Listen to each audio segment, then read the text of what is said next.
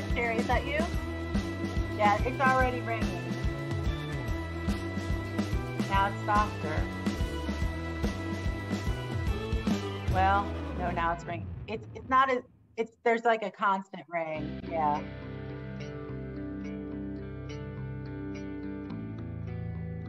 Nope.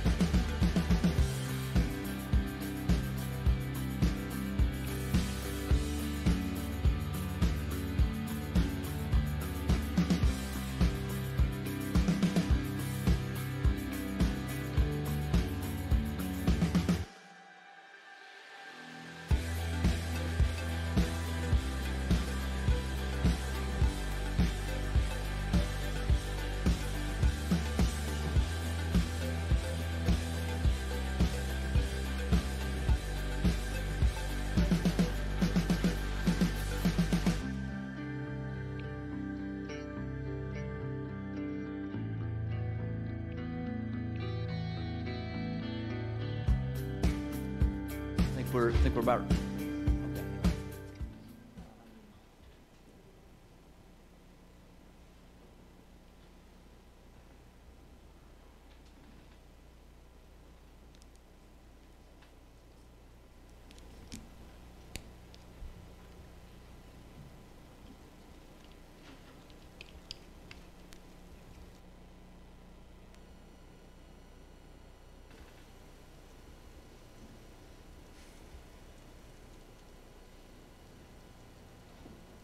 Okay. All right. I'd like to call the meeting to order, please. Ms. Ford, will you call the roll? Chairman Wingate. Here. Vice Chairman McClendon. Here. Dr. Highlander. Here. Mrs. Hill. Here. Mrs. Jones. Here. Mr. Perez. Here. Mrs. Robinson. Here. Mr. Smith. Here. Mrs. Thurman. Here. Ms. Tidmore. Here. Superintendent Dr. Johnson. Here. All right, we have the following request to amend the agenda. Under delegations, there's a request to add Buffy Hogue for the purpose of discussing funding for school projects, and then also add Mr. Ben Campbell, Ms. Tiffany Nelson for the purpose of discussing funding for soccer. And then I'd also like to request that we move item Roman numeral 9E1, school reopening plan. I'd like to move that up under delegations, between delegations and our future ready presentation. I'll second that motion, Okay? if that was a motion. Well, do we have a motion to approve the agenda? So moved. Second. All right, any discussion about that at all? Okay, Mrs. Ford. Dr. Highlander. Yes. Mrs. Hill.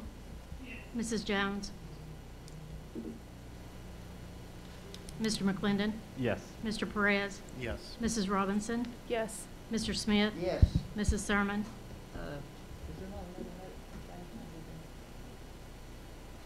Everything's on there. I mean, everything was discussed Monday, so it's already on there. Yes. Chairman Wingate. Yes. Mrs. Jones. Yes. Did you get Mrs. Jones? Okay, good. All right, that brings us to our pledge to the flag and our meditation. Tonight that will be done by Mr. Lee Ziegler, principal of Hickson High School. Thank you, Chairman Wingate, and thank you for allowing me to be here, school board members and Dr. Johnson. Kind of want to do my presentation first, then we'll get into the pledge, because my young lady that is with me is going to lead the pledge. So I'd like to highlight some of our students. It's been a difficult start to the second semester, but we have certain students I feel like that are really thriving, and so I asked teachers to give me some examples of students that are really doing well in this virtual setting, so I wanted to talk about some of those tonight. So here's my presentation, and then I'll bring up Miss Goebel is my first one, Madison Goebel. Madison Goebel was one of our first Wildcat Way Student of the Month this year, and she's an excellent student. She's faced many obstacles trying to earn her Google Suite certification. In spite of the obstacles, she's earned that Google Suite certification while working remotely. She's also earned her SDC US History credit, along with maintaining a 4.0 average, and she's been at home all year long. And I'm going to turn it over to her, and she's going to talk about some of our other students.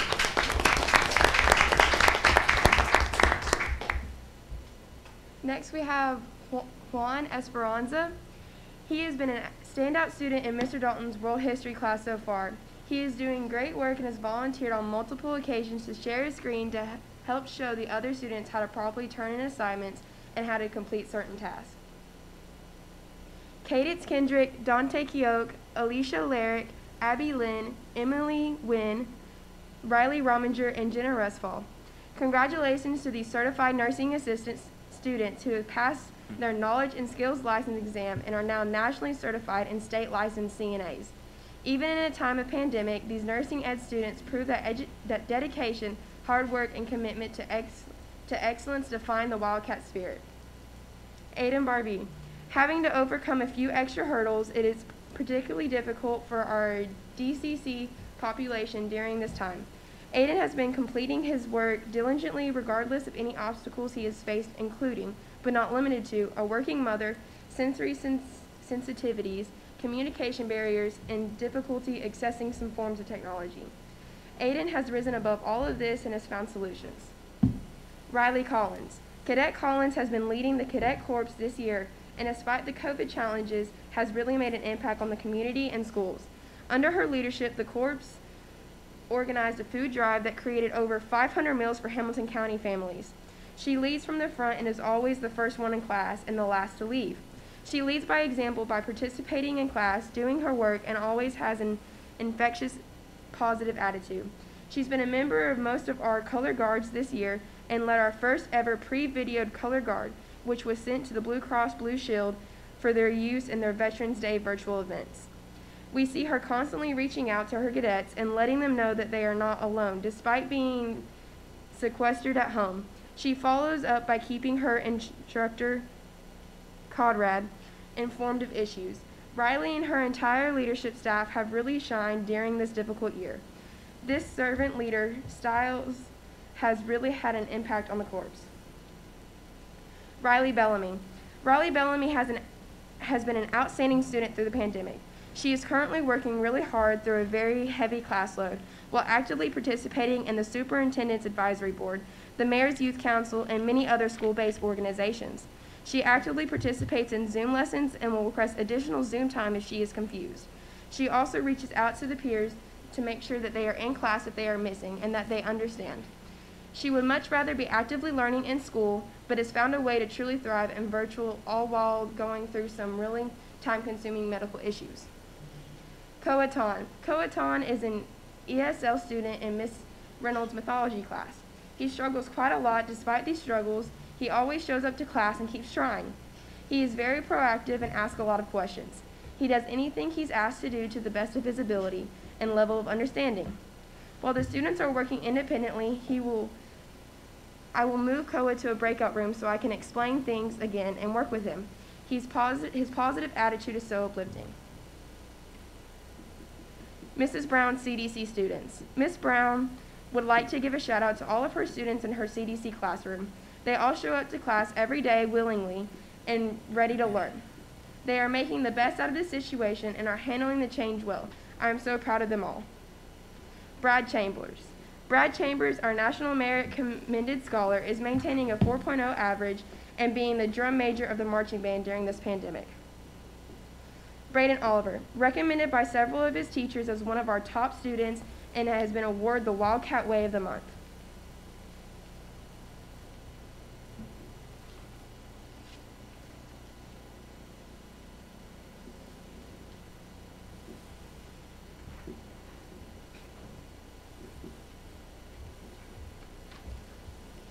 Kendall Easterly, recommended by several of her students as one of our top students and has been awarded the Wildcat Way of the Month. Andrew Hunn, recommended by several of his teachers as one of our top students and has been awarded the Wildcat Way of the Month. Sarah Burhans, recommended by several of her teachers as one of our top students and has been awarded the Wildcat Way Student of the Month. Victoria Scroggins, recommended by several of her teachers as one of our top students and has been awarded the Wildcat Way of the Month. Kobe Smith. Kobe Smith is a true leader in the classroom, hallway, and is one of our top wrestlers. Teachers look to him to set the example of the Wildcat Way. Kobe is also a leader in our ROTC program, which is tops in the district every year. Maddie McElhaney, recommended by several of her teachers as one of our top students and has been awarded the Wildcat Way Student of the Month. Kylie Trong. Kylie Trong has been recommended by several of her teachers as one of the top students. Kylie is maintaining a 100 average in all of her class and has had perfect attendance. Ladae Shanae Perkins. Ladae Shanae is carrying a 100 average in all of her classes and has perfect attendance. She is at the top of the list when we talk to all of her teachers about her at home. Sergio Zarco, recommended by several of his teachers as one of our top students and has been awarded the Wildcat Way Student of the Month. Devon Maples. Devon Maples II is trying to raise his daughter, who is 2, and shows up to Mrs. Smith's Zoom first block every day. He is trying on top of his work while trying to juggle work, school, and life. He is determined not to let his circumstances dictate his future. I'm going to follow up with a little story. I don't know if y'all are familiar with an author of a song called It Is Well With My Soul. But his name was Horatio G. Spafford. And he was a businessman in the late 1800s in Chicago. He owned a lot of property on the lakefront there in Chicago. He had 4 kids, had a young son, and 3 daughters and his wife. And the story actually starts with the death of his son. His son was 9 years old, became gravely ill, and passed. And shortly after his son passed was the Great Chicago Fire. And he lost all that property that he owned there on the lakefront. And so, struggling with all that, he decided to send his wife and his 3 daughters to Europe while he dealt with the business end, and then was eventually going to meet them in Europe after he finished with all of his business dealings. On the way over, the ship sank, and then he received a telegram from his wife that said, "Survived alone, all 3 of our daughters are dead." So he got on the ship and was traveling, and he asked the ship to stop when they got to the point where they felt like the ship went down. So he's standing on the deck and he's looking at the water, he's looking at the waves rolling, and it was at this point where he wrote this song, "It Is Well With My Soul." When peace like a river attendeth my way, when sorrow like sea billows roll, whatever my lot thou hast taught me to say, it is well with my soul. It is well with my soul. It is well with my soul. Now look at this young man right here, and I thought about this song, because what Horatio didn't let happen, he did not let his circumstances determine his future. Very difficult time for him. And I'm not comparing my time right now to what he went through, but it's been a difficult time for all of us. We can all admit that, can't we? It's been a difficult time. But here's Devon, who, choices of his own, some of them, have been dealt some difficult times in his life. He's got a 2-year-old daughter that he's responsible for. He's raising that daughter, but he's decided to show up in class every day. And he's decided that he's not going to let his circumstances to decide his future success. And that's what my job is as an educator, is to make sure that we don't let the circumstances that our students are going through decide their future success.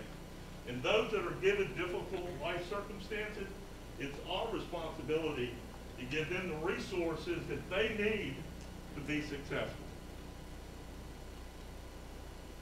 And that's what we're here for, right? To make sure that our students are successful. So thank you for allowing us to be here tonight. And I'm going to ask Madison to come back up and lead us in the pledge. Please stand with me while we say the Pledge of Allegiance.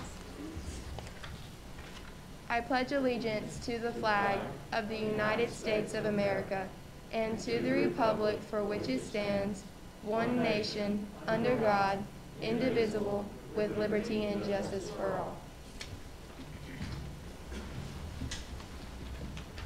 Mr. Chairman, before Dr. Ziegler gets away, thank you for a great presentation, but best high school in the county, by the way. Hickson High School. Now, I know my viewers might push back on that a little bit, but when I think about what's going on at Hickson High School, and I'm sure this will get public somehow, and I know we got great magnet schools all across the county, and every year, just like all of us, lose some kids to magnet schools. But if you really take a close look at what Dr. Ziegler and his team are doing at Hickson High School, it just blows my mind why you would think that you need to consider going out of zone if you live in that area. It's amazing the different programs, from agriculture to dental to nursing assist. It just goes on and on. It's amazing the things that go on in our Hickson High School. And I can promise you, Dr. Ziegler, my peers, they're helping me. We're gonna get them buses moved. Thank y'all for coming. Thank you. You stole him from Daisy Elementary, by the way, and I'm still angry about that. And Dr. Ziegler, I apologize. I've known him for a little while now, and you are newly minted, Dr. Ziegler, right? Yes, sir. So, congratulations. Thank you.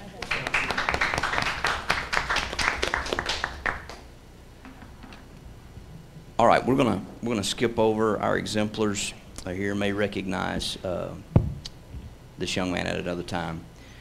Let's move on to our delegations. We will start with Miss Jeanette O'Markell, move on to Miss Lisa Willard, and then Miss Buffy Hogue, and Tiffany Nelson, right? And Tiffany and Ben Campbell. all right, so we'll go in that order. If you all would, please give your attention to Vice Chairman McClendon. If all of our delegations will pay attention, and I only have to read this once. Thank you for your interest in addressing the Hamilton County Board of Education. During your presentation, please address the board as a whole, not individual board members or administrators. Also, do not present complaints or concerns you have about an individual employee of the school system. If you wish to voice those complaints and concerns, you should contact central office and ask for a meeting with the superintendent. If you're criticizing an individual employee, I will interrupt you and ask you to refrain. If you continue to criticize individual employees, or if your remarks are in error or becoming repetitive, I may interrupt you and may ask you to sit down. Please limit your remarks to 5 minutes, and I will tell you when you have 1 minute left. You may begin when you are ready.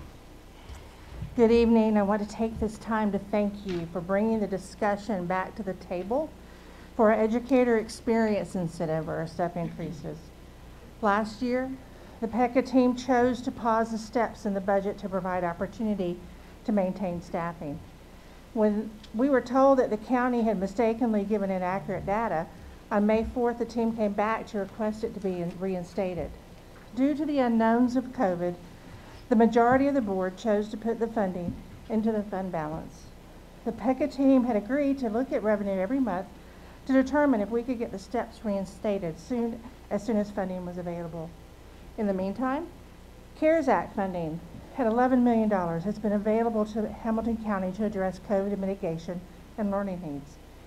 Hamilton County schools have done an amazing job in keeping students in the buildings for 84 days and having learning continue while other larger districts have not been able to do that.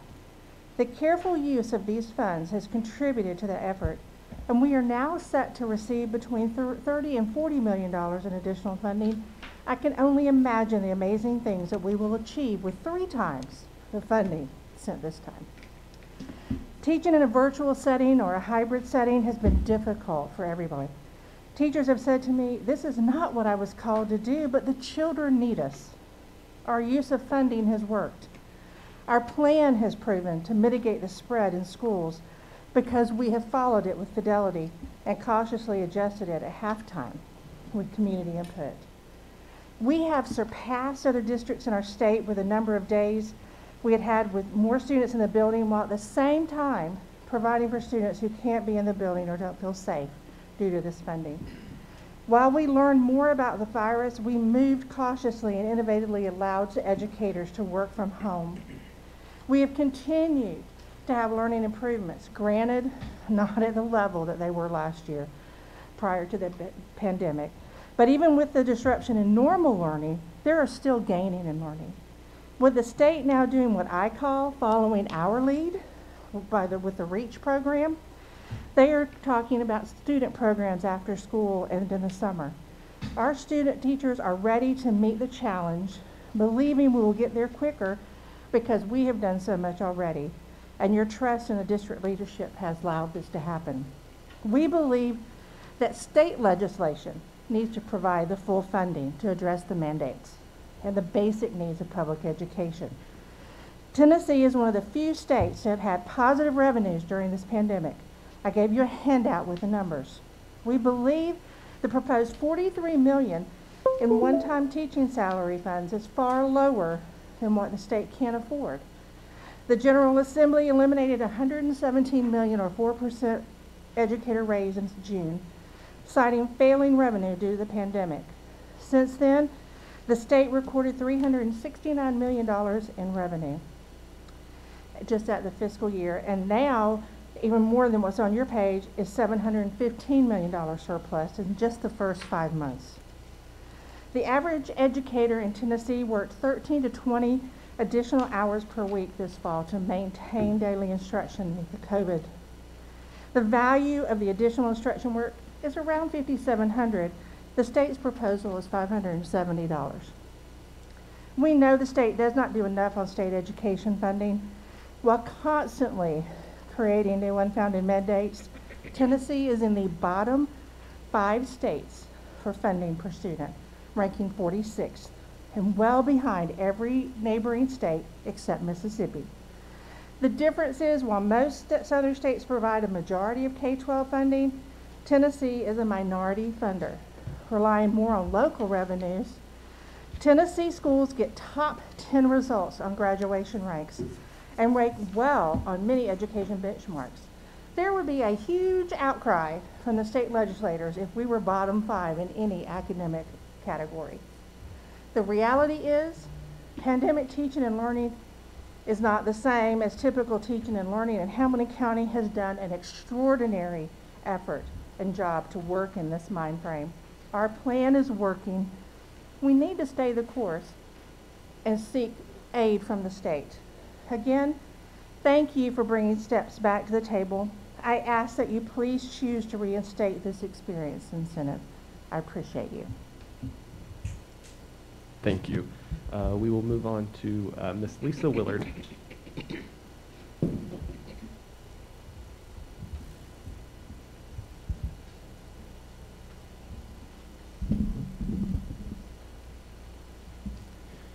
Thank you for this opportunity. I come here tonight representing hundreds of parents and families across our district. My own son attends a Hamilton County school. We want our students learning in person. Governor Lee said it best in his address on Tuesday. Students learn best in person. We know that, parents know that. We chose to register our children to attend schools in person. We weighed the health risks and have determined that the academic and mental health of our children require an in-person learning model. We have all been affected by this virus, whether we ourselves have contracted it or have a family member who have contracted it, or even tragically, as in the case of my grandfather, did not recover here on Earth. We do not dispute the seriousness of this virus. The COVID protocols of masks, vaccines, and social distancing are providing layers of safety to protect those in the building. However, our children are suffering through the current decisions by this school board. Our children are suffering academically. The learning is substandard than what would be received in person. A reading teacher cannot effectively monitor fluency in a Zoom meeting. A math teacher cannot effectively provide instant feedback to catch the early errors that affect problem solving. Students cannot effectively discuss literature and be exposed to new or different ideas. Students who are on the STAR and honor roll are now struggling to pass, and many are failing. Zoom meetings cannot replace the instruction received in person. The academic delivery across this county is inconsistent, and yet students are being held to the same standard as in-person instruction. Some high schoolers are in Zoom meetings for nearly 7 hours a day, about an hour for each class. Others receive pre-recorded videos. IEP services are insufficient or absent. One third grader misses his classroom instruction for pull-out Zoom, and then is required to watch the classroom instruction after the regular school day is over, making his day nearly 9 hours and usually much longer. Students without devices are being sent home with 50-page packets of work. Parents are expected to teach them the concept, so the students just have to figure it out if the parents can't do that. Related arts classes have more required assignments rather than the fun brain breaks that there should be. Our kids deserve the option to learn in person. Our children are suffering emotionally. Schools provide routine and consistency. Virtual learning is not effective for everyone. We as parents chose in-person learning because it provides the best mental health benefit for our children. They need to be around their peers and interacting socially. They need to learn social cues and appropriate interaction modeled in person by a variety of adults. Schools provide a community for our children. Band, chorus, beta club, raiders, drama, art. These are all outlets and community environments for our children. The social aspect and life skills learned in these classes prepare children to become productive members of society. There are also avenues for increase in student attention and future college scholarships. Students need in-person learning to provide the emotional, not to mention academic, benefits from their community. Virtual learning is causing undue stress on our children. They're having meltdowns, panic attacks, increased anxiety and depression. The added stress on families and relationships only exacerbates these other issues. Mental health is directly tied to academic progress. Reopening schools will provide the stability and community our students deserve. Our children are suffering physically. Increased screen time for our children is a detriment to their physical health.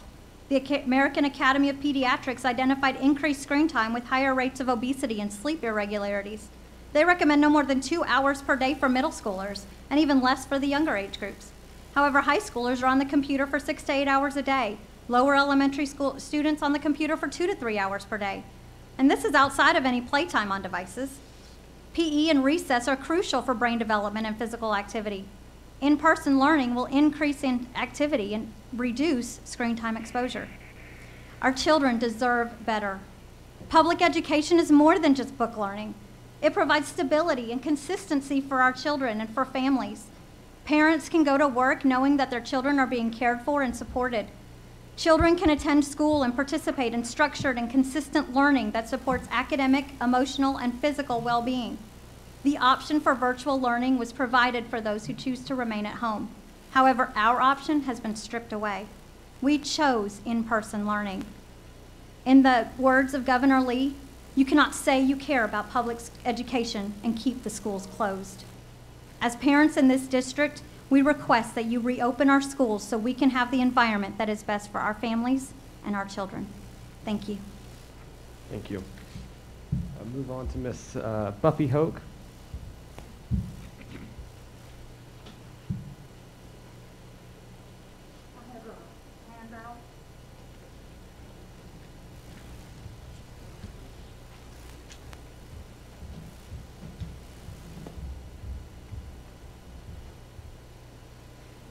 Am I allowed to drop my mask to speak? Is that? Yes, ma'am. Okay. Good evening. My name is Buffy Hogue. I am president of the Central High School Alumni Association. The handout that's going around, I always like to brag on our Alumni Association. We want to believe we're one of the best in the state. We currently have 12 perpetual scholarships that are awarded each year. This past class night in June, we were able to award 22 $1,000 and 2 $5,000 scholarships. We also are, some of our most recent projects, we assisted the school with obtaining donations for a $35,000 piano lab. That's 20 student keyboards. We're quite proud of that. We've also obtained this past year an athletic department commercial dryer. The one that was in the central gym was 50 years old, so we're quite proud to have that thing out of there. The reason I wanted to come see you tonight, we're quite proud of Eastridge High School, even though they're one of our rivals. We are proud anytime another facility is able to obtain funding that maybe Central can be in line for some of. I hope that this signals the ability for future funds for capital projects. We have many needs at Central, and we've been in line for quite a while now, including the 50-year wait on our auditorium. Our biggest need right now, the track that was completed a year ago did not include the lighting required by the TSSAA so that we can have track meets. It's a beautiful track, but the weeds are growing around it because we are not allowed to run the track meets past dusk. It's really sad. Hopefully, there is a priority list that's being developed for projects. Please don't leave Central out. We are the original county high school. 1907 was a long time ago, but if you could throw us a few dog bones every once in a while, it would be much appreciated. Please put Central on your priority list for facilities. Thank you. Thank you. We will move on to Mr. Ben Campbell and Miss Tiffany Nelson.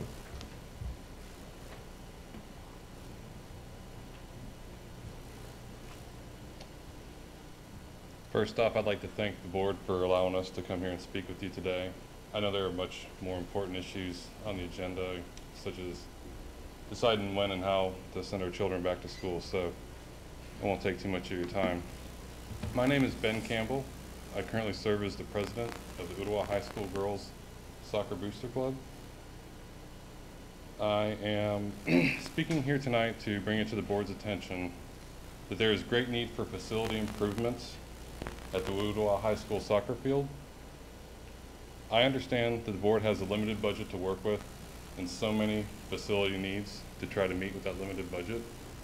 I'm simply asking for the board's consideration to add these following items to their list in the appropriate spot in the queue based on urgency and need. The needs include field lights, bathrooms with running water, and bleachers. The first priority is field lights. Because there are no field lights at the soccer field, home games have to be played earlier in the day. In the girls' season in August and September, this means that they're played at the hottest time of the day and the hottest time of the year. If the temperatures are too dangerous to hold a game, the game has to then be moved to the visiting team's field or be canceled. This results in a significant loss of revenue from ticket sales and concessions, and it also creates additional travel burden for the parents, players, and fans. The second priority would be bathrooms with running water. Amid the coronavirus pandemic, it is more important than ever to have sanitary facilities for coaches and players, not to mention the fans on game day. Currently, the facility consists of a porta-john. I know I don't have to explain to the board the difficulties with keeping those facilities sanitary and that they are meant for a temporary means, not a permanent means. They're also an added monthly expense to our booster club budget to rent and maintain.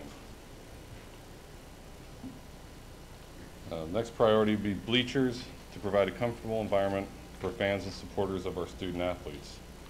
A place to sit next to the field is critical to that need. These items I'm requesting the board to consider for their budget are not extravagant. They are within an acceptable standard and are present at the vast majority of facilities across the district. Thank you for allowing me to speak today. Are there any questions or comments from the board regarding future steps forward to implement these requested changes? How many girls, young ladies, do you have on the soccer team normally? It ranges from year to year. Some years as much as 30 when we're running two teams, a JV team and a varsity team, or I think the last year was about 22 or 23. So you have one porta potty? Yes. I've got two daughters, and one porta potty wouldn't do. No, it's sorry. Yes, it's a very difficult situation. You know, you have these student athletes who are out there playing at some of the hottest times of the year, practicing every day. But this is not just game day, this is everyday practice. And they don't, you know, have a facility there that has running water to, you know, keep themselves clean. Obviously there's sanitizer and things like that, but anyways. Mrs. Jones. So is Justin Witt in there? I can't see who's in the. Dr. Robertson's here. Okay, Dr. Robertson. Justin's is this? good. Okay, Justin Robertson, is this who I'm talking to? Yes. Okay. Is the field that this gentleman is referencing, is this the field that a few years ago, I remember the Ottawa soccer team, female soccer team, coming to us, advocating for us to purchase some property to build them a field separate of that where the football field was? Is this the same field? Yes, ma'am. I've met a couple times with Ms. Nelson. I've met with Mr. Campbell, and we've been trying to schedule a follow-up meeting this month. But Ms. Mosley, Ms. Jones, you're correct. It's the field that was purchased, I believe, in 2016-17. I think the purchase and the construction costs were about $1.7 million to get this field ready. They are correct. It doesn't have lights at the moment. And the restroom facilities would be part of the, what they're having to go into the school facility. But yes, you're right. It is that field. Okay, so I just want to go on record for saying this. This is the second athletic facility I feel like that has been built or constructed since I've been on this board, or leading into since I've been on this board, and they don't have everything they need. And so to my board peers, I just want to express, when we're going forth with whatever athletic facilities we're going to address, whenever we're going to address them in any kind of plan, if we cannot give them everything they need when we give them what they need, we don't need to do it. I'm a bathroom, like, to me, like stuff like East Hamilton didn't have bathrooms. Now they don't have bathrooms. To me, that doesn't make sense. I just want to go on record for saying I'm not in support of any facility going forth for athletics if they can't have somewhere to use the bathroom and somewhere to sit. And I'm saying that because even at Brainerd's track, the bleachers were an issue. So I just think if we can't fully give them everything they need, peers, then we don't need to vote for it.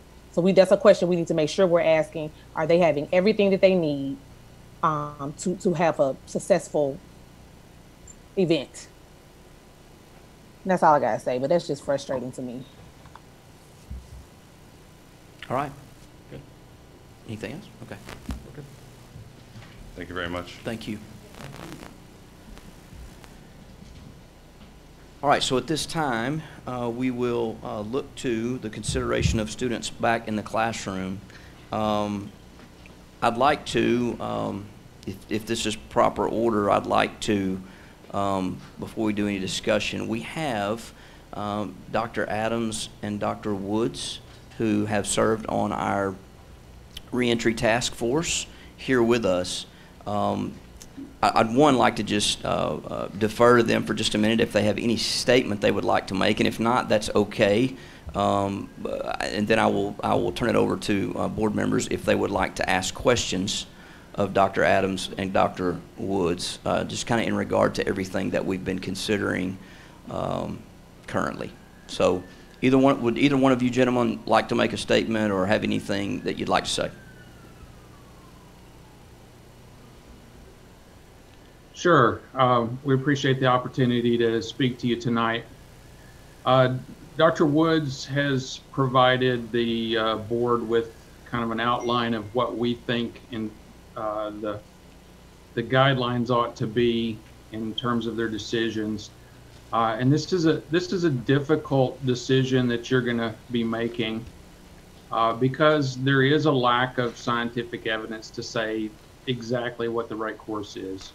So we can provide you with, what's too far to the left, too far to the right, but there's a wide area in the middle where it comes down to your judgment as to whether the benefits of in-person learning outweigh the potential risk. So looking at where we are in Chattanooga right now, the number of cases is declining, the number of hospitalized patients is declining, the number of patients in the ICU is declining. That doesn't mean that it won't go back up, but right now it's going down.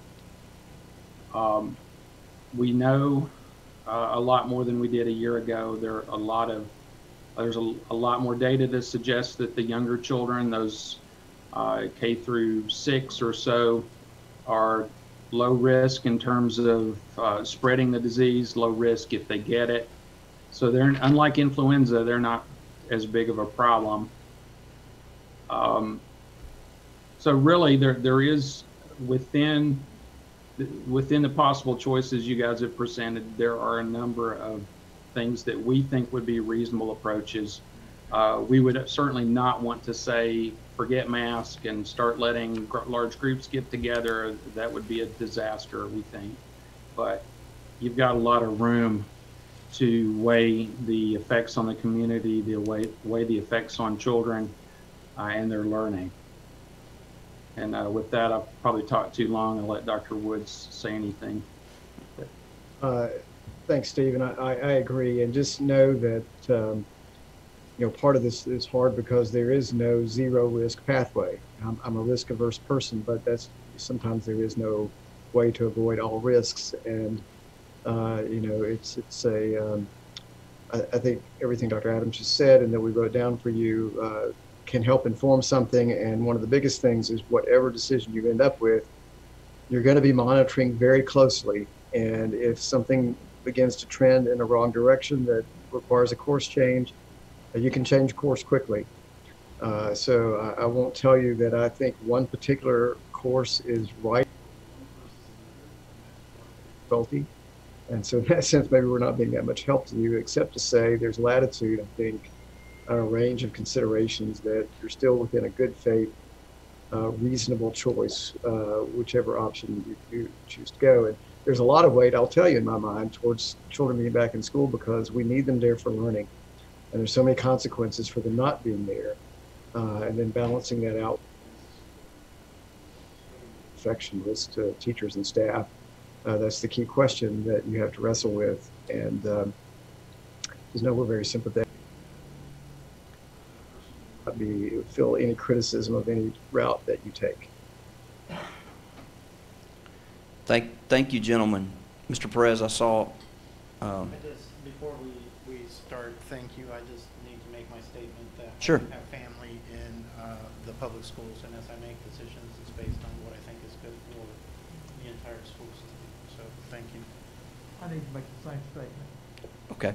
Grandchildren in the system, family member fees. I think many of us could. Yeah, I was going to say I'll make Yeah. the same statement. All right. So while we have them here now, and they will be here for a minute. Anybody from what you've seen, from what they graciously provided to us, if you've had a chance to look over that, any questions about any particular item that's in front of you there that they've presented to us? Mrs. Robinson? Yeah, it's not necessarily what's in front of us, but I did want to flash back to Tuesday in the task force conversation that I know that not all 9 of us were involved in, but I was on that call. And I do remember, I'm sorry, I don't remember which physician spoke about this, but I was hoping that maybe they would remember this and maybe be able to dialogue with us about it. But at one point in the task force conversation, the comment was made that Hamilton County has spiked and that it may be riding out its true wave. And there was a lot of content around that comment, which is why I'm bringing it up. And I just wondered if whoever it is that made that comment, Dr. Adams or Dr. Woods, if you would be willing to speak to that again. Do either of you remember that comment being made? I'm not sure. I was on the call, but I'm not sure that was my comment. I think it was another caller. The COVID pandemic has proven to be confusing to those that would like to map it out and say this is where we're going to be in a month or 3 months or 6 months. I think everybody on this call is well aware of that. If you went back to March and looked at what the statisticians said would happen, it's been different. It does appear that we did have a big spike in the last part of 2020. There's no question. There's also currently a trend downward. Now, can you say with certainty that we won't have another upward trend? You cannot. But what we've seen across the country is it tends to spike in areas and then trend downward. In about 8 weeks, we're going to have warm weather returning. and almost every respiratory virus gives us a little bit of a break when that happens, regardless of how widespread it is. That's just the nature of respiratory viruses. So you could predict based on that things are going to calm down at that point. But the next 2 months, it's a little bit of a gamble. And we're not going to pretend that we can look in a crystal ball and tell you what's going to happen. Thank you. Mr. Smith. Thank you, Mr. Chairman. Dr. Adams, Dr. Woods, I just want to thank you guys for your wisdom and for how many countless hours you've given into helping all of us, not just this board, but parents and teachers to navigate through this difficult time, as we all agree to. And you guys have been awesome, and I don't have any particular question. I just want to thank you for the sacrifice you two guys have made, and God bless y'all for helping us out. And as I quickly look through this, I mean, it's pretty common sense. We've got to get kids in school. So thank y'all so much for helping us. Thank you. You're welcome. It's our privilege.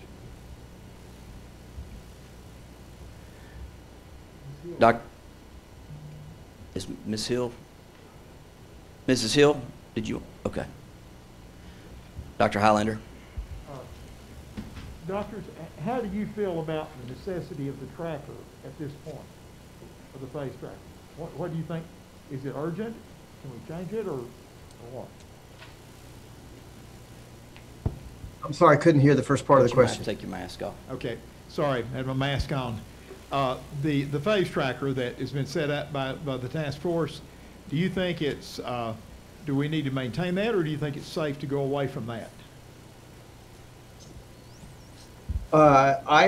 First off, I think that's been a great tool. And when it was developed at the beginning, I thought it was as good as anything that could be out there. I think I'm comfortable with relaxing a bit from it, but not relaxing, of course, close follow-up, that if trends change, if you move away from the gates and again, relax and go further, faster, then that might allow, which I think is reasonable now, based on some things we know. At the same time, monitoring closely to say, okay, we went this far and something's changing, we've got to backtrack a little bit for a little while.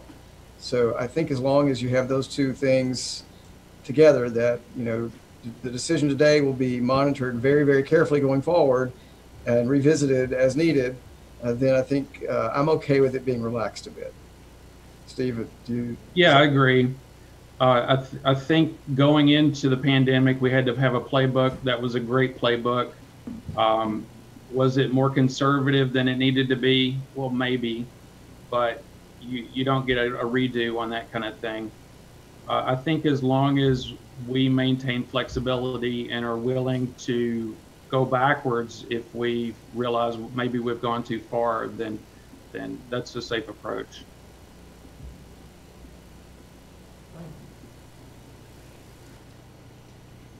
Mrs. Thurman? Yes, I too would like to thank you for your work. I really appreciate all your hard work, and I appreciate your insight in your words to the board. I really appreciate that. Thank you. All right, so obviously we added this item tonight because on Tuesday night we were presented with.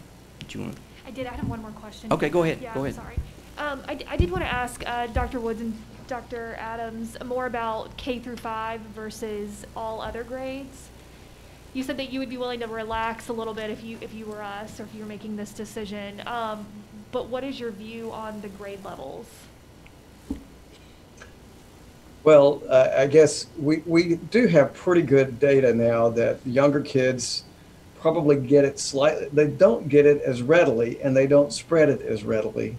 And you've got lower case numbers that show that from the fall. That's not to say they don't get it. And that, again, there's nothing that's 100%. But I think with that, if you were to decide that you wanted to go back in all ages, Again, I don't think that would be necessarily an incorrect decision. And phasing in younger kids first and delaying a little bit older also is a reasonable thing. And so I feel bad that I'm not telling you exactly what to do because we don't know, frankly. And but I think there's a range of options, and certainly you could probably be more relaxed about bringing the youngest groups in even than older groups. But I think you can have some sense of moving a little faster than the previous gating at all ages. Steve, your thoughts? Yeah, and I totally agree. I think that's where the evidence is. And I will also add that I think that the school system employees did a fantastic job in mitigating the risk so that you can confidently say that the school system did not play a significant role in spreading COVID as it increased this fall. So that was a real win.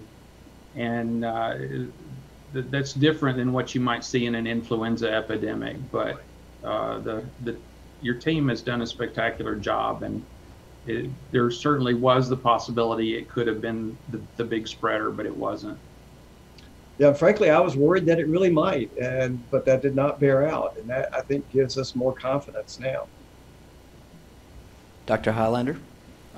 Like the other folks, gentlemen, we appreciate your professional presence and your help so much, more than we can say.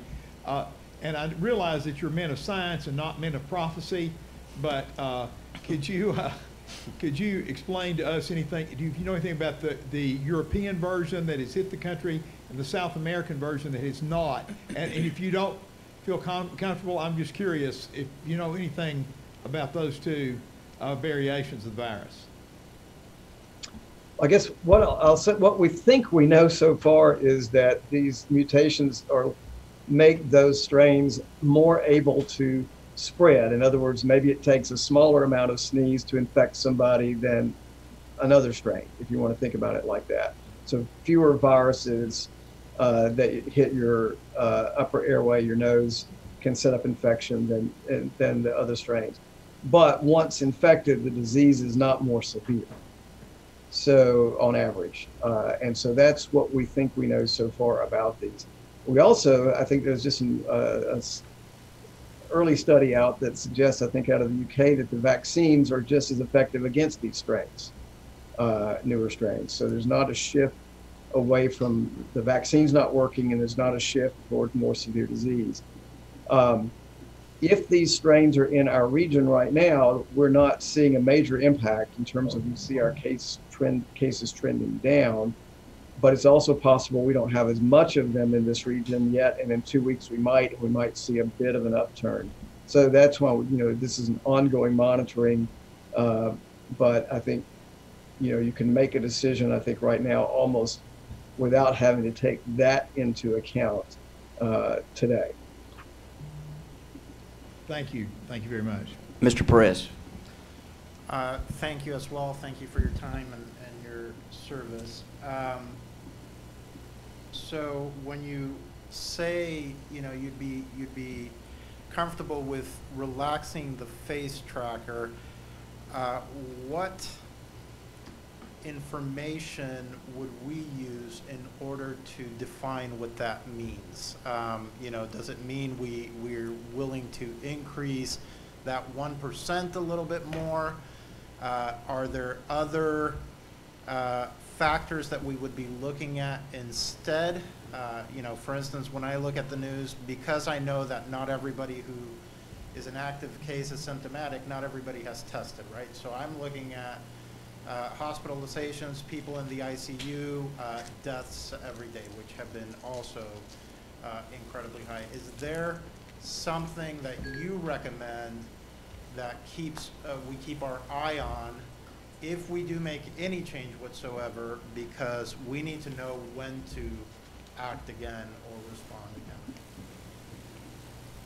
I guess, Steve, you can add to this too. I think following the adult hospitalizations is probably the most key to me in looking at trends, and also monitoring what's happening in the schools. So if you're seeing more children testing positive, if you're seeing teachers and staff rates going up, those things internally to the school system, and then would be as important as what's going on to me in the hospitalization rates. And then the last piece, of course, is what is the rate of new positive tests in the community. So if I ranked them in that order, I'd put that community rate almost last at this point in my mind. But there's a whole, that may not be the correct way to look at it. Steve? Yeah, I agree. I think the single most important factor is the capacity of the healthcare system to take care of critically ill patients. And if we ever hit the point where we're close to exceeding that capacity, or it looks like we're gonna, then that's a situation to take drastic action again. And fortunately, we have not become close to that. Are now backing off. So you're seeing fewer people in the ICU, fewer people in the hospital in general. So there is surplus capacity. And in that sense, we're blessed in Chattanooga to have 3 good healthcare systems where it's not all on one system. To give you an example, I had a relative that was in a hospital in the Midwest with fairly severe COVID, and there were no ICUs available. So if she needed to go onto a ventilator, we're not in that situation here. That's something we would obviously want to continue to monitor for. And that's really when your anxiety levels should go up. And I off your head, but what would show usage that? Well, I don't have the numbers off the top of my head. Systems would, if they've got a plan. If they were to reach that or be close to reaching that, and see it progress. And the other thing I'll say is a lot of our limitations in beds availability, I think in all 3 systems, we've had beds closed because we haven't had nursing staffing and some other staff to have them open, many because of COVID infection or quarantine after exposures. So as we have an increasingly vaccinated healthcare workforce, our actual capacity is actually probably going to improve. So whatever that number is today, actually, in terms of numbers of beds we have available, actually may go up significantly in the county, in the 3 systems in the next 3 to 4 weeks.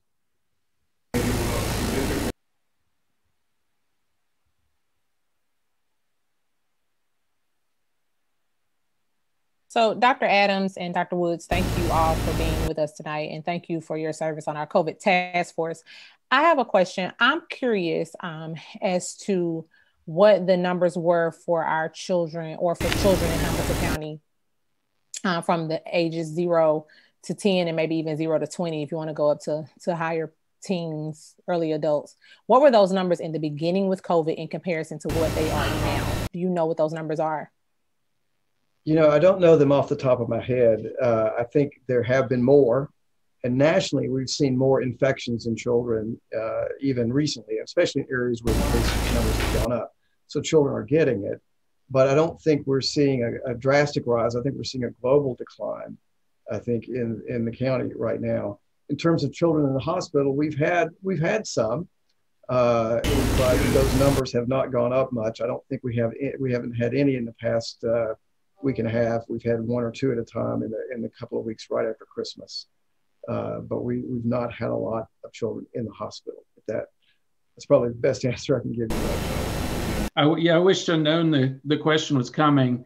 There is a beautiful website that the mayor's COVID data and analytics group has put together, and I can get the link sent out later if you guys would like, but it will give you a breakdown of what's happened in Hamilton County, both broken down by age, gender, race, ethnicity, et cetera, and it will give it to you over time. So Unfortunately, I just don't have it pulled up right now, but I can get that to you.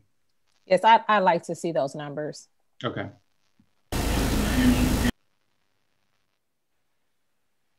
Thank you, Chairman. Doctors, I appreciate you being here. Thank you very much. You mentioned that hospital beds have been closed at different points in different hospitals over the last several months because Mrs. Hill. of lack of staff, because people were quarantining or they, in fact, had COVID. But that you anticipate that those closures will slack off because staff are now being vaccinated. In my District 6 schools, we were at points in December and November, brought almost to our knees because of staff absences, because of exactly what you're talking about, quarantines and staff being sick. So an important factor for me as I consider safety for our entire organization is the timeline realistically to vaccinate our staff. We have about 6,000 people who day in and day out with students in person. What light can you shed for us on the realistic timeline for our system to be able to roll out a voluntary vaccination program for all of our staff?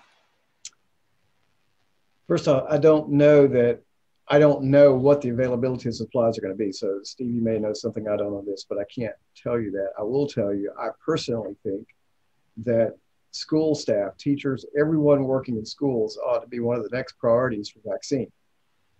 Because that's going to be one of the keys.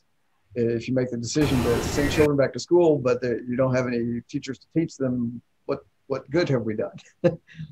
So I agree that is a problem, and I think school boards and even us, we need to all be advocating, and hopefully we'll get more supply rolled out soon through the state. And I think Tennessee's done a good job with what it's had, but they need more vaccine. But then we've got to get the education workforce prioritized, I think.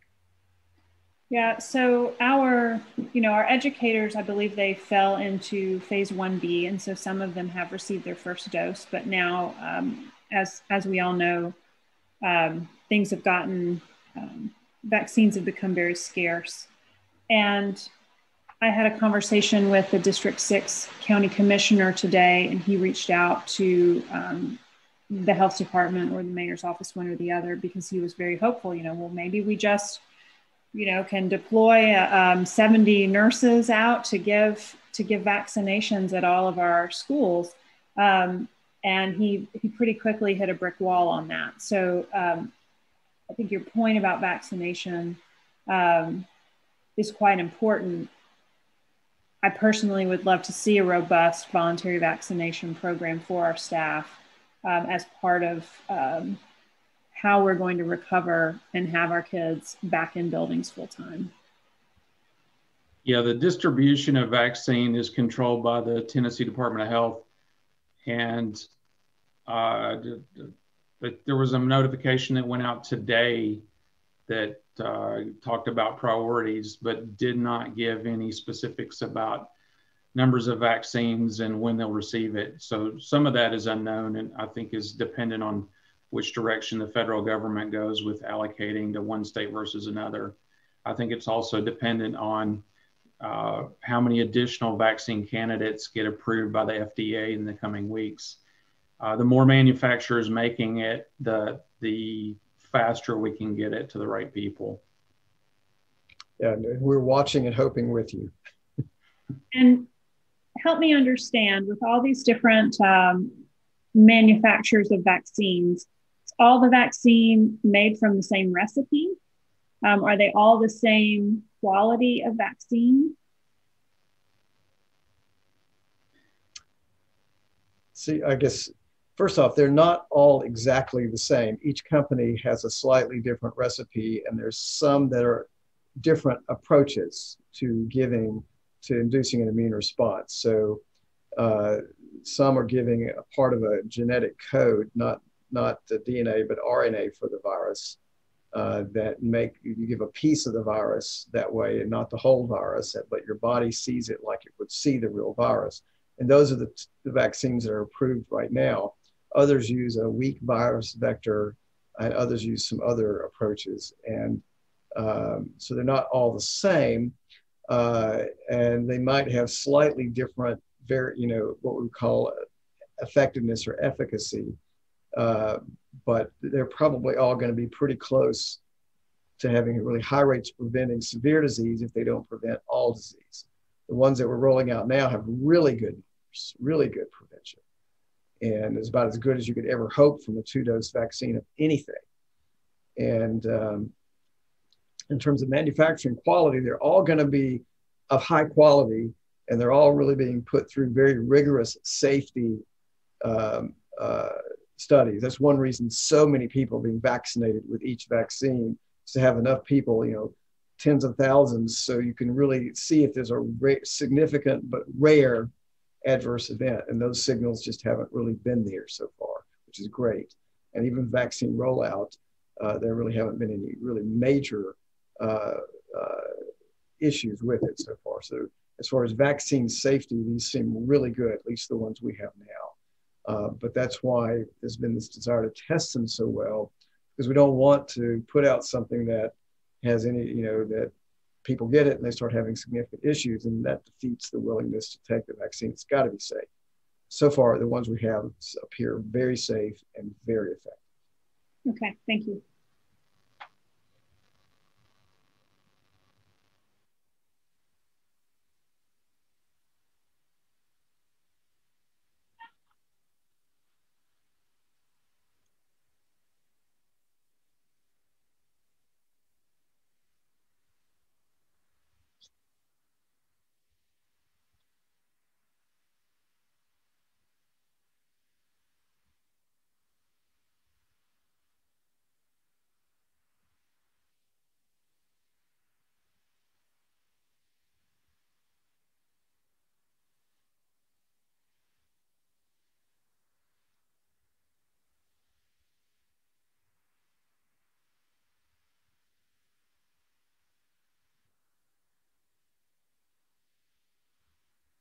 The federal level, anything could change based on, what.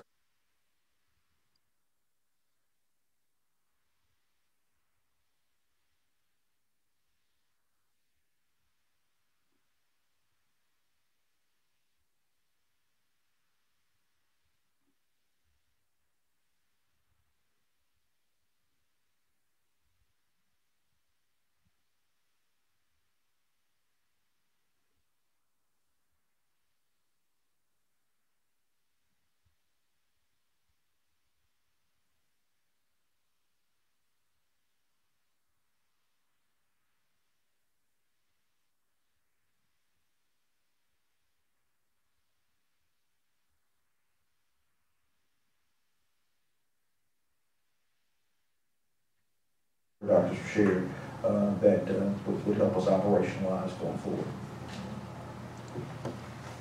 Mr. McClendon. Yeah, kind of just moving on. We were given 3 options on Tuesday. Action A, Action B, Action C. And just chewing on those and thinking through them and talking to teachers and parents and community members, I was struck by there was a very steep divide in how people thought either A was going to be B or they wanted C. So I sent all of the board members earlier today something that I worked on this morning, especially when we got our statement from our doctors. And thank you, by the way, for all the work that you all have done. I rely heavily on, I'm not a doctor, so I rely heavily on people that are experts in their fields. And so I've come up with this Action D proposal, which, layman's terms, it blends Action B and Action C that we received on Tuesday. I think it's a very common sense approach that allows for our students to be on campus, all while taking into account that we are in a pandemic, and we're teaching through that. So it would remove the 1% limitation on phase 1, which both phases did, or both actions did, action B and action C. Next week would be a site-based transition to campus, talking through that. That would be something that Dr. Johnson and his team would figure out what works for schools on how they need to transition back to campus. One thing that I didn't think about today, and just kind of blew my mind when I thought about it, is we have a large majority of students that have not been in a school since March of last year. So thinking about that, just kind of, we need to have some kind of transition. And then phase 1 would move, instead of a hybrid schedule for our K through 5 or our K through 3, it would include K through 5 and move to schools 4 days a week with that Wednesday, keeping that cleaning day, so we can make sure that we're cleaning in between just the middle of the week to keep our schools sanitary. 6 and 12 would be remote. The thinking behind that is just talking, and it's been said here tonight, the data that we have from last year is pretty strong to show that there is more spread in our 6 through 12, and especially our high school. So it would keep them in remote. Phase 2 would be the same as phase 1 for K through 5. It would be 4 days a week with that cleaning day. It would put 6 through 12 in a hybrid schedule, so that's that A-B schedule. And then phase 3 is the same as phase 3 as it keeps, and then phase 4 is when this is all said and done behind us and we can return to normal. Also, I think one thing, talking with Dr. Johnson, and just as the priorities of this board have kind of been discussed, it's very critical, in my opinion, that we really focus on our K through 5. They're the ones that are struggling with these Zoom meetings and everything. So prioritize our K through 5 teachers in the vaccine distribution. Those are the teachers that are going to be interacting with students a lot more, especially in that phase 1 and 2, and working through that. So I think, in my opinion, this is a best of both worlds in that B and C situation, and something that I believe does what we want to do while taking safety in the forefront of our minds and how we move forward. So I'll make a motion for action B for consideration. Second. All right, so we did have a motion. Ms. Ford, did you get the second? From Mr. Smith. All right, so we can have some discussion. I saw Mrs. Robinson's cup out earlier. Do you still want to speak? And then I'll get Ms. Turner. No, I think I have a question.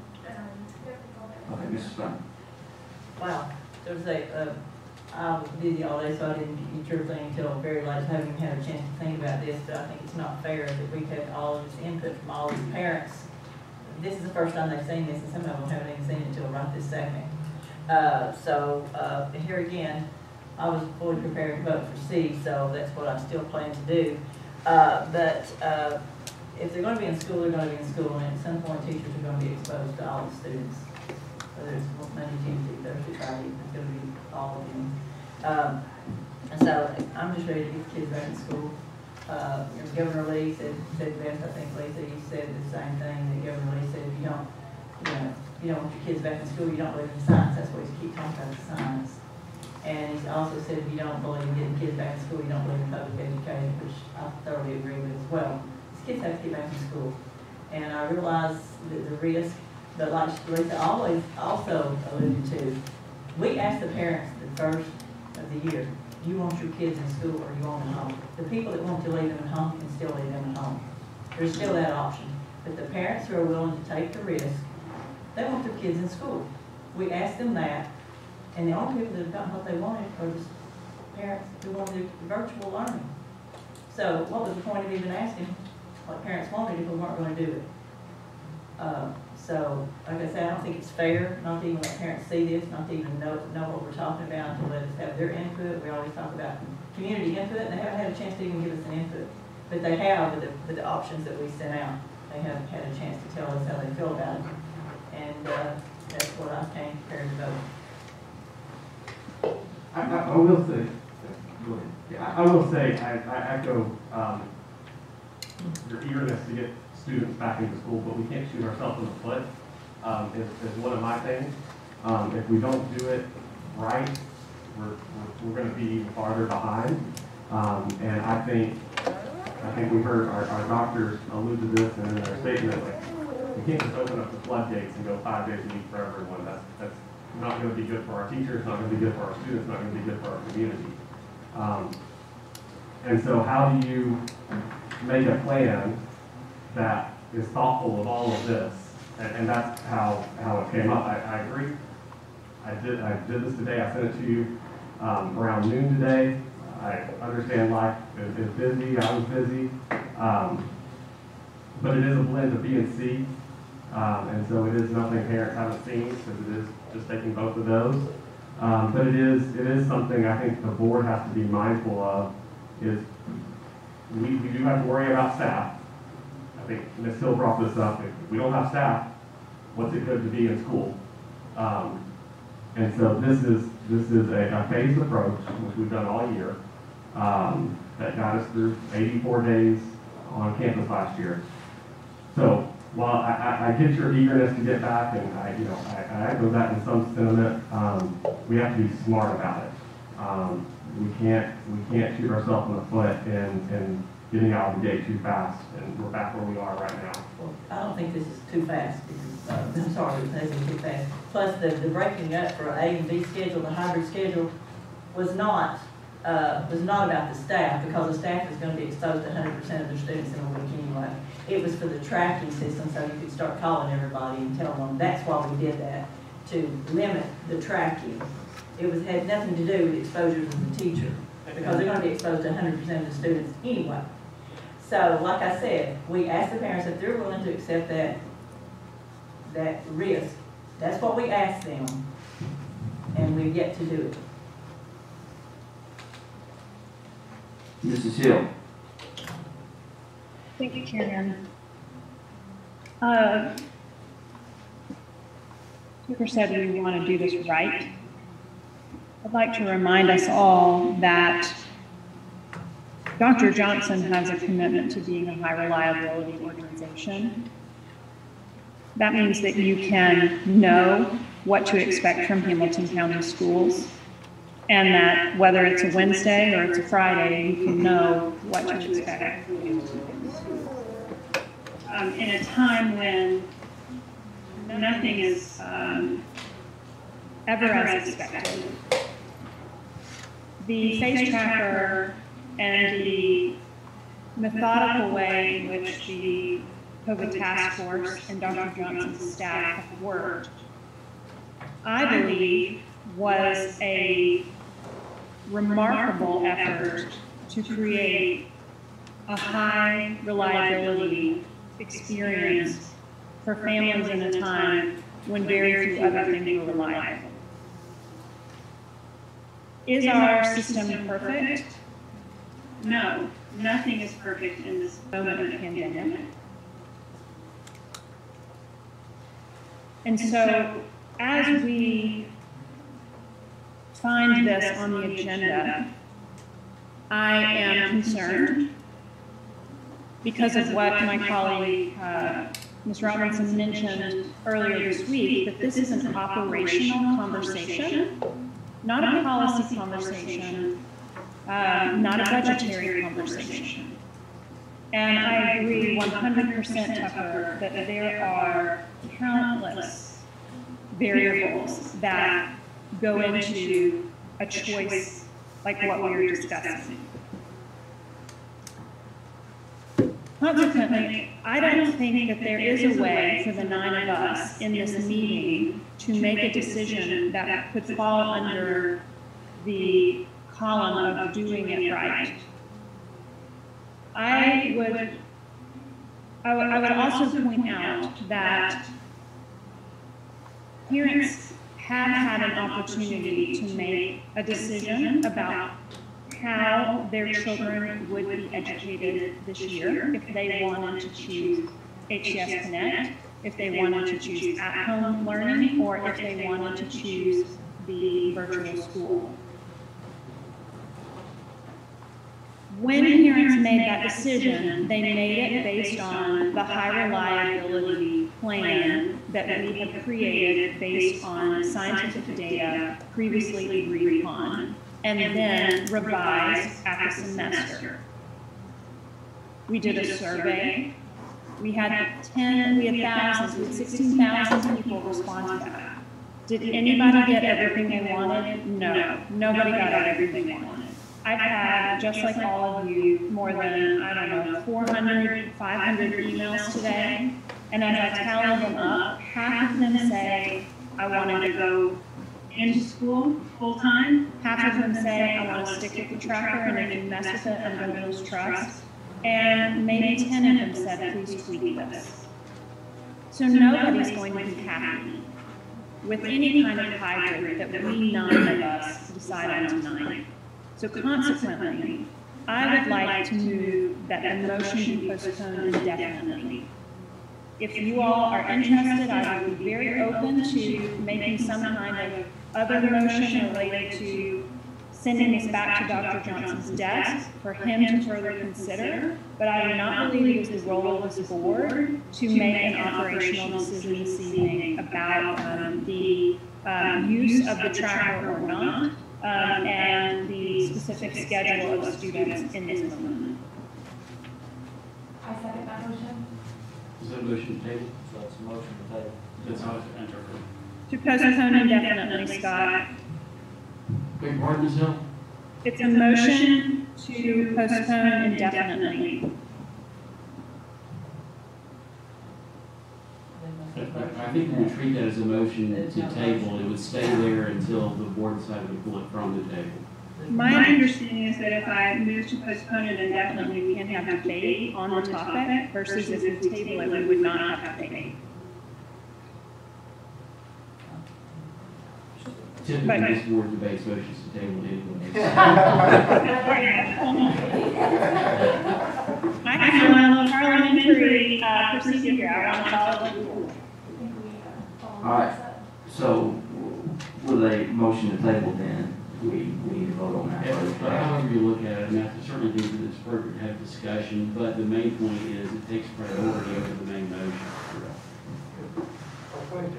Well, we can still do, you can discuss, but we will have to vote on the motion to table before we revisit Mr. McClendon's and the second by Mr. Smith. So we're I think you gotta have a second to her motion. I did. I second. Yeah, there. Yeah. Go ahead, Dr. Hollander.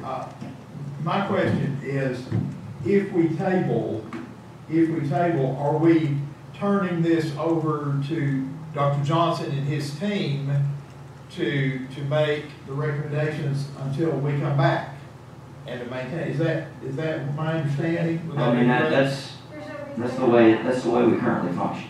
Okay, and that's right. I mean, I'm saying tabling and keeping it the way we currently function with him and his team. That's why I'm asking. That to go back to the way we still have been doing it in the past. Correct. Okay, thank you. All right, that brings us, I've got a few folks in line. Mrs. Jones. So what am I discussing? Am I debating, am I making my statement based on Jenny's motion, or am I just You're discussing whatever's on, the motion to table is what we'll have to vote on in a minute. You are free for discussion. Okay, so Jenny actually took part of what I was going to say, because I know it's been said several times that parents who elected to bring their children into the buildings are not getting what they wanted. But I believe all those decisions were based on the fact that we were following the phase tracker and we had a plan in place. So they did get what they wanted, and they knew that ultimately if we fell into phase 0, this would happen. So this wasn't brand new. This has been going on for a while. But I just want to say, Jenny's right. From probably, I feel like yesterday, Tuesday, yesterday through today, we probably received over 400 or 500 emails. Like every 3 minutes they were coming in. And they all varied in opinion, but like Jenny said, that most of them were half and half, and there were a few that had other options. I will say this, I am not an expert, I'm not a physician, I'm not an infectious disease doctor, I'm not a public health official. I am a mom, a wife, a social worker, a daughter, a community resident. And what I know is, is that while, and this has been said a couple of times too, and it's kind of bothering me, so I just want to go ahead and get this out of the table. It's been mentioned before that 7 of the 9 of us have children in Hamilton County or grandchildren. Well, I think all 9 of us have children that we love in Hamilton County, whether my child, which is not old enough to be in school, is in school or not. I have nieces and nephews and other people that I care about that I am also advocating for, as well as my constituent students. So when I make decisions, I'm making decisions for what I feel like is best and how I would decide if my child was sitting in a classroom in Hamilton County Schools alongside my other constituents.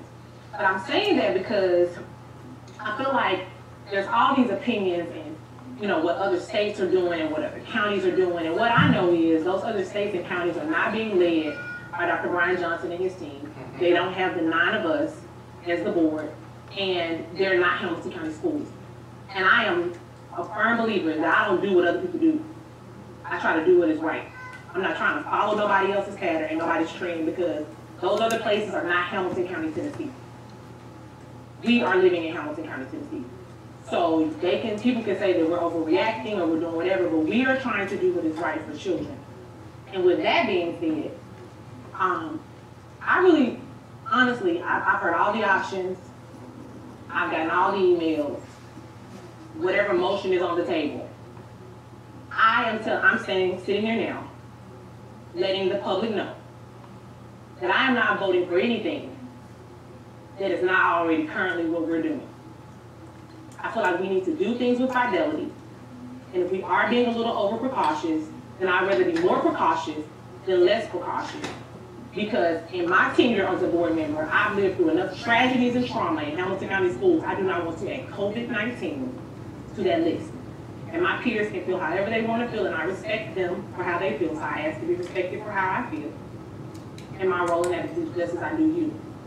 But I'm going on record now stating, I'm not voting for a phase A, B, or C, or D.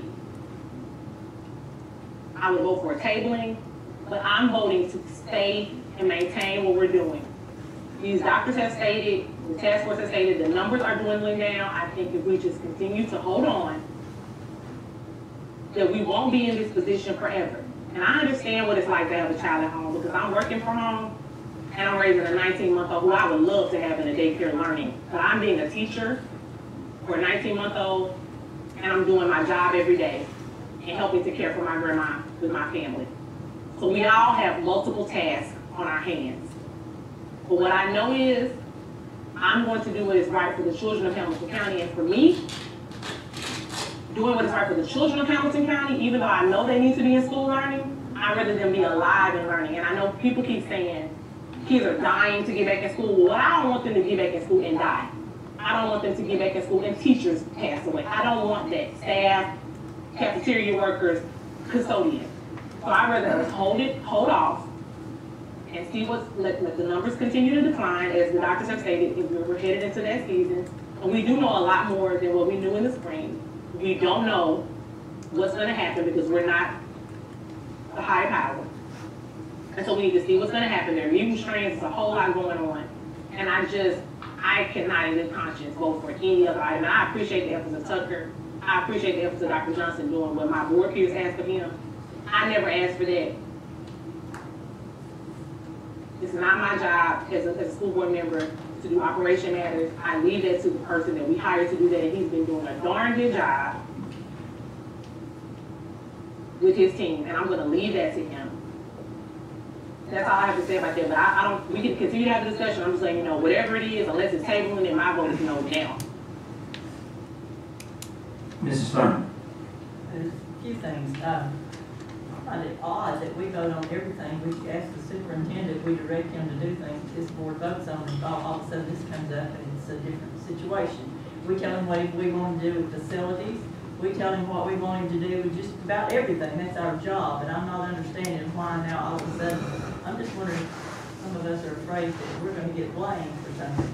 You know, sometimes to leave, you have to just step out and do what you feel like you need to do. And I don't understand why now we're having a problem telling Dr. Johnson, because I know Dr. Johnson wants these kids back in school, because I've talked to him about it, so I know he does. Just how to do it is the thing. We voted on the trackers to begin with, did we not? No. We didn't. Okay, did we vote on the task force? No, we didn't. We didn't, okay. Then, so everything else that we do, though, we vote on. So we're just doing something other people tell us to do, and then we're just all sitting back and say, well, our hands are clean no matter what happens, we're free and clear. I think that's a coward's way out myself. But anyway, childcare. We don't have to get numbers on this. I'll just ask Dr. Johnson. We've been in childcare since last year. The kids have been, have we had a big breakout in childcare? No, No, we have not. I won't answer that because I called childcare. I don't have to think about that. I know because I've asked. I've taken the opportunity to ask. Have we had a breakout in childcare? No. Have we had childcare workers get sick? No. So we don't really have to do a whole lot more digging than to know that's our students.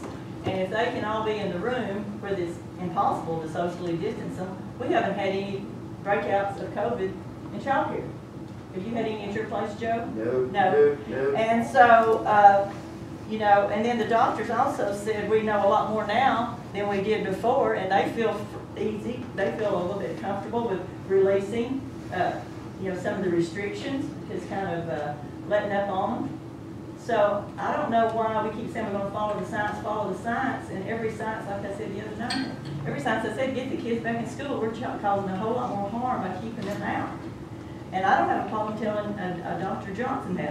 Like I said, I don't understand if he is our employee, why we have a problem telling him how we feel about something we're doing as far as the operation of the school is concerned. Maybe I see our role a little bit differently, but how's he going to know how we feel about it? I mean, because we're the people that they come to. Like I said, we got 4 or 5, and I'm glad somebody's had time to count those today because I didn't. You know, I haven't had the chance to even read them all. No, I haven't had a chance to read them, but you know, it's a representative republic we live in. We are the ones that our people in our district come to and tell us how they feel, and it's our job to relay that to who we're supposed to relay that to. If it's not the superintendent, I don't know who we're supposed to tell the community concerns if it's not the superintendent. Did we tell about how their tax dollars are being spent and about their child's education? If they can't talk to me about their child's education, about a problem they have with the way we're running the school system, and I can't go to the superintendent, we're all unnecessary. Well, what is our role here? Are we just supposed to have parents like Lisa down here be upset, and the hundreds and hundreds and hundreds of parents that have contacted her that are upset, and we're saying, I'm sorry, but you have to call Dr. Johnson. Don't call me with your concerns because I can't do anything about it. I think that's just not good. I just don't think that's a good way to run a school system. It's their money, it's their students, and it's our job. Mr. McClain. So I've heard that it's not our job to do this. June 5th, 2020, TSBA, the group that we get all of our policy from, that we get counsel from, that we use daily and go to their conventions, said this about reopening. Board and directors of schools should work together on a reopening plan. Due to the circumstances, the plan may conflict with current board policies and decisions regarding things such as school calendar, school day, instructional programs, and employees. We strongly urge the director to seek board approval of the plan to ensure that the board is aware of and approves any conflict with current board policies.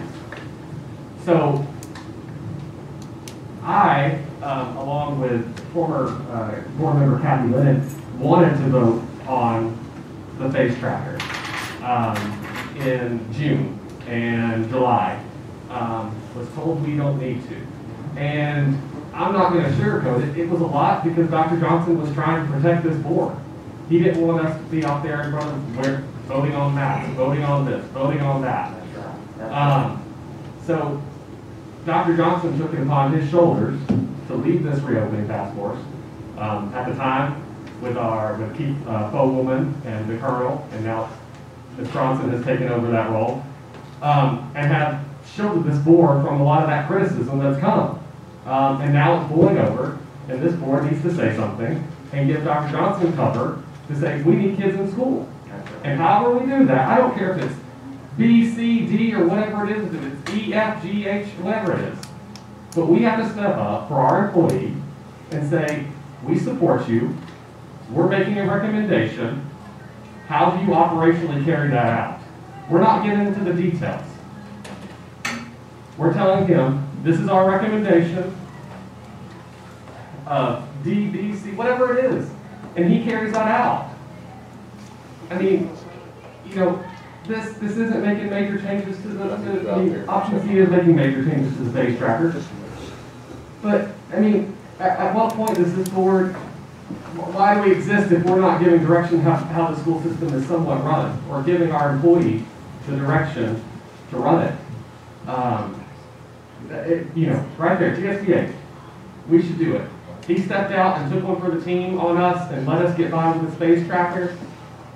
And it's worked, but this board, seeing the current climate, you know, personally, I think we need to get kids back in school, but we need to do it in a safe manner. And I think Dr. Johnson has said it numerous times that kids need to be in school. And so this board, in my opinion, needs to do what TSBA says it needs to do, whether now or if it should have been 6 months ago, and approve this or some kind of, you know, whatever it is. But I just heard this whole operational, this isn't our decision, this isn't our purview, this isn't it. TSBA, the Tennessee School Board Association, says it is.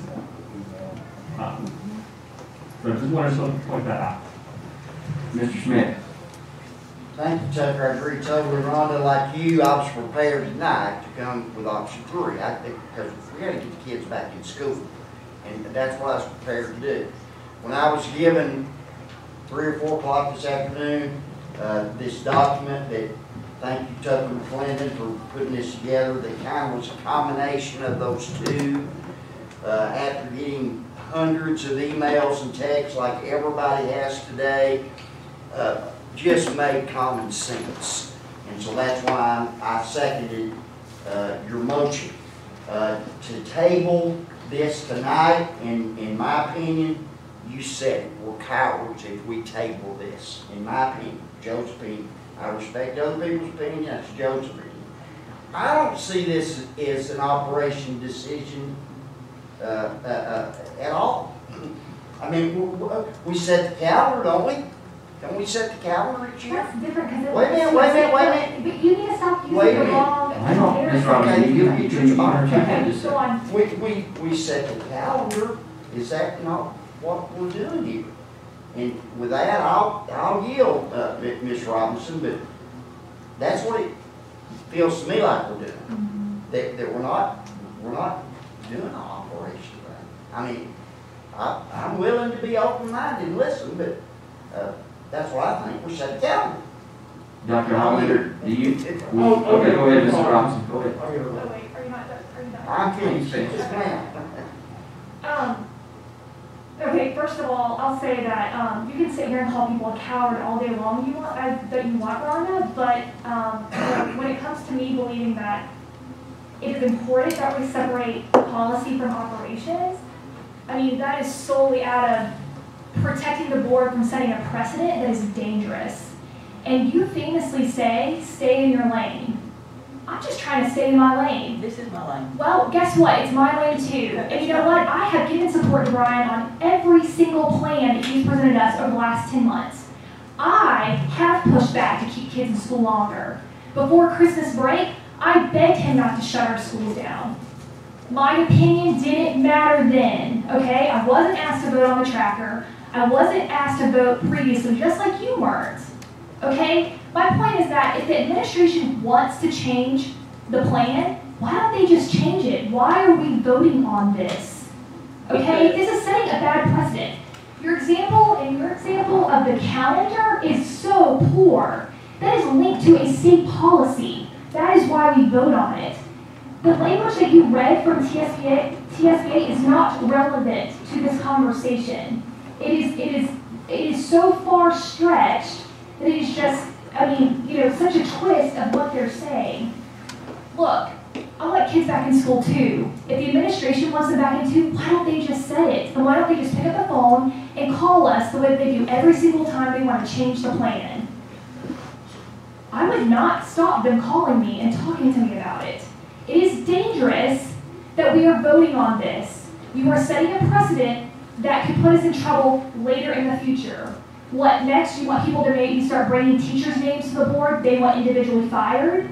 That's what we're talking about here. This is an operational procedure that has never needed our vote before, does not need our vote now. The administration can do their job, and I would like to let them do their job, because they do listen to what I tell them, even though they may or may not go with what I think. So again, my whole point of pushing back is that I don't understand why we as a board are pushing to vote on this now when it is truly not in our role, and you know that it's not in our role. But more importantly, we haven't done it in the last 10 months. And I'm gonna be honest with you, I talked to our legal counsel, and he totally hears what I'm saying, and really didn't disagree with me. Even Brian and I talked about this, and he did not disagree with it. This is not in our role. So my point is that if you guys are gonna get up here and call us and call me a name, call me a coward, please tell your superintendent to propose what he wants and just let it be. Why are we even having this conversation? Dr. Highlander. Thank you. This volatile situation, I'll try to be as calm as I can be. I had 468 calls yesterday and today that I did answer. I looked a minute ago, I've got 722 on my phone right now. I mean, I stayed up to 1 a.m., had to get up 12:30 to go to work, and if anyone listens and I didn't answer you, I really tried. I really tried. And I think all of us appreciate the parents. I mean, every one of the 9 of us appreciate every single person who reached out to us. Thank you for not making a form letter like was done in the past. It was an individual, and that made a lot of difference to me. And I took a rough count of parents and what parents wanted, what teachers wanted. Teachers were about 70-30 wanting to stay virtual. Parents, this is just in the ones that the 400 something I've had. Parents were about 70-30 wanting to be going back to school. So I mean, and I appreciate that. And I appreciate their input more than you know. I had looked at a lot of things here, and I understand the operational policy procedure. I mean, I really looked at, I would like in a minute maybe if our legal counsel could explain to us, maybe more clearly clarify operational versus policy and where we are on that. Could you do that, Scott? And then I'd like to come back and follow up statement. I'll do the best I can. So the point that Mr. McClendon made from TSBA, the key point about the TSBA's position is that if the administration needed the school board to waive the application of policy, so it goes back to the board's role in policy. So if the reopening plan that we were putting together required the board to suspend an existing policy, then yes, the board needed to approve that suspension of the policy. The State Board of Education treated it largely as an operational decision and expected the LEA, the education agency, to develop it. But, and this I think gets to the point that all of y'all are sort of talking about, it's intended to be a collaborative process. And just as the administration makes decisions for the system on a day-to-day basis, he's guided by the will of the board. And there are certainly times when it's appropriate for the board to articulate what its preferences are. And so really any decision that you're talking about, whether it's purely operational or purely policy, it's a school system. The two decisions are going to affect each other. Your operations are going to have to be impacted by policy, and your policy needs to be informed by how you operate the school. So, and I certainly understand the lane analogy, but you never drive down the road without realizing who's in the next lane, or at least you shouldn't. So that's more of a philosophical comment. It's absolutely correct that the board developed, that Dr. Johnson's administration developed the plan initially, presented it to the board, and then submitted it on to the state. I don't think anyone doubts that if the board had said, you know what, thank you so much, but that plan makes us concerned. We're concerned about this. We want you to go back and revisit this. I don't think anyone doubts that this board couldn't have asked Dr. Johnson to revisit part of the plan, even if it were truly operational. So, Dr. Howland, you rather asked me a philosophical question rather than a legal one. I did the best I could to answer within the confines of Tennessee law, which it does envision the board controls policy, the administration controls operations, the two have to work together. Thank you, Mr. Bennett. I appreciate that. I will go on record saying I want kids in school. Dr. Johnson stated he wants kids in school. And as a matter of fact, I think all of us want kids in school. All of us do. Ms. Thurman, I'm not trying to correct you. I may be mistaken. Dr. Johnson, you can help me on this. Of the 468 that I did reach out to, I had 3. I know one is my district. I don't know about the other 2, where they're from, but they say that their child was positive to COVID and they got it from a teacher in daycare. And they may be lying to me. I don't know. Do you know of any cases? I don't. I think the question I heard was, have there been any outbreaks? Or have there been any? You know what I mean? Outbreak. Yeah. Okay. Outbreak. Yeah. I didn't take it. I'm not. I wasn't. Okay. I thought there had been any. And yeah. No. I may be mistaken. Yeah. Absolutely. I'm not trying to contradict you, Ron. No, I don't care whether you try to contradict me or not. It doesn't really make a difference to me. But my problem is, if these kids were just going to daycare and nowhere else, I might accept that. Yeah. But they're going to, all these different places. Go to the jump park Saturday, you couldn't get in. So, I mean, they're going all over the place. So I'm just tired of every time somebody gets COVID, it's our fault. Yeah, I'm not accepting that. I agree. I agree with that. I agree with that. Now, I will say, I really want them to school. I hope, one thing, Dr. Johnson and his team have worked with the task force. They've worked with the 2 fine doctors that we've had. They've worked with the health department. And on a day-to-day basis, they have a lot more information than I have. I mean, I'll say first and foremost, I want kids in school. I really do. But they have, Dr. Johnson and his team, I don't agree with all of you. I love Dr. Johnson as a brother, but I don't always agree with him.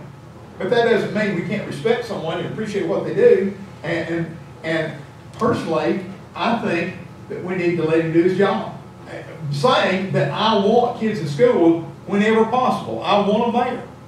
And I'll say that whenever possible. But I want it done. But I think with my not knowing what's going on, like he and his team do, talking to doctors daily, talking to the health department daily. I read the newspaper. I read voraciously. I read a lot. But I don't know what they know. I don't know what this young lady knows.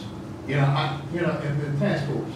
And I would like, this is just me, and if we choose to close, I'm happy with that. If we choose that, I'll honor that. But I would like to let him have the opportunity to do what he thinks is best, because he has the knowledge, he has more knowledge. I don't say he doesn't have all knowledge, only God has that, forgive me. I seal you, but forgive me. But he doesn't have all knowledge, but he has a lot more than I have. He has a lot more than I have. And I would like to empower him to make the decision. But if you all choose, 5 of you choose to go the other and open wide up, I'm fine with it. Thank you very much. Mr. Perez. I know people are watching, and I think it's important that they see the passion, because that's the passion that comes through in lots of emails. From parents who are furious because they're hurting terribly bad because their children are hurting. I also received, and it's important for people to know that, over 500 emails. It's my first time, so I notified people that I work with and let them know you won't hear from me for a long time, because I got to read a lot of emails. I think I read them all till about 4 o'clock or 4:30, and then I wanted to respond to everybody. I realized there's no way I can do both things. So I read them, and there are trends that I noticed that really stood to me, and really, it was much more than the statistics of the 16,000 people. There are people hurting right now. They're hurting terribly bad. Their children are falling apart. They're crying. It's truly painful. And I recognize that. And maybe as a new board member, maybe you get calloused a little bit. I don't know that you do. The passion tells me you don't. The passion tells me you don't. But I want to fix that. And then I got tons of emails as well of both parents and teachers saying, we trusted you. We believed in you. We followed what you told us. And that's why our kids are going back to school, because we trusted that if it gets too bad, you will pull them. You will protect my children.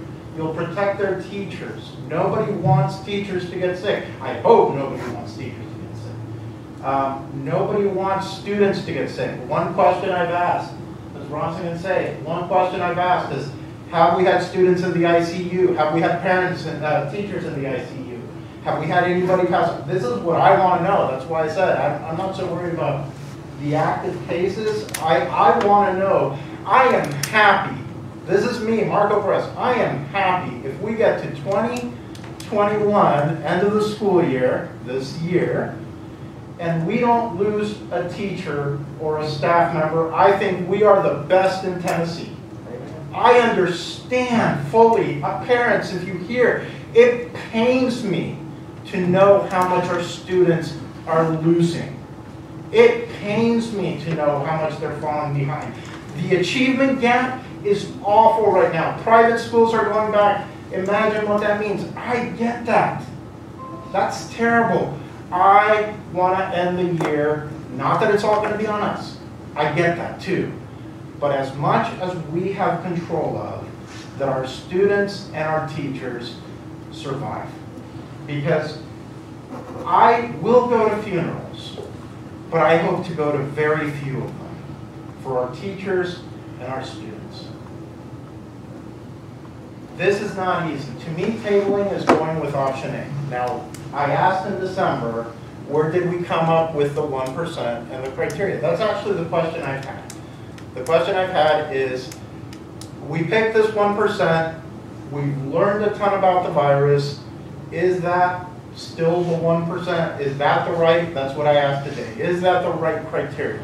Today I heard perhaps we could look at ICU cases, how many beds are available if the system, this is Tucker, by the way, I do thank you for the work you put in. I do think that to present this without having people have a look at it, you know, I'd rather wait on that. But this doesn't say when we get them out of school. I want to make sure that there is a point, whatever we decide, that says, folks, the hospitals don't have room anymore. And people will die if they go to the hospital, or people won't even be able to get in the hospital. So anyways, I can go on forever. My concern, you know, when I hear table it, I actually hear option it. Because table it is we continue going the way we've done. From many I've heard, just the fact that people believe we were going in one direction and we, the board, pulled it, which I'm not sure. You guys have more experience than I do. I questioned a while back, a couple months ago, I talked to Mr. Scott, I talked to Dr. Johnson, because I didn't like him being exposed completely alone. Today I understand that if I got 500 emails, I cannot imagine the number of emails you get every time you make a decision. It's been nuts. And I felt it's unfair to leave our superintendent completely on his own in this thing. And so I don't know where we fall. I don't think calling us cowards or you know, our governor saying that we don't care about education or we don't care about children. None of that's going to affect my vote, because I'm not here because I don't care about education or because I'm afraid of making a decision. I'm here because I care about education and because I want the decisions that I make to actually have a positive effect on our students. Now, as far as where we go, the way I feel is we had a team. The team presented a change to the plan based on new information in December that included K through 3 going back to school. We got a lot of feedback, I'm sure all of us, about that 4th and 5th grade and how that affects. I would like to present that to to the administration and say, I got a lot of feedback about 4th and 5th grade and how that affects. I don't know what you all know, but I want to give that back to you. 2, right now, if our students are out of school, I want to bring back to you, of the 500 emails, the fact that I have dozens, if not over 100 parents who are truly agonizing at home right now with their K through 5 kids especially, but I don't want to neglect parents that are listening, but there's also high school students.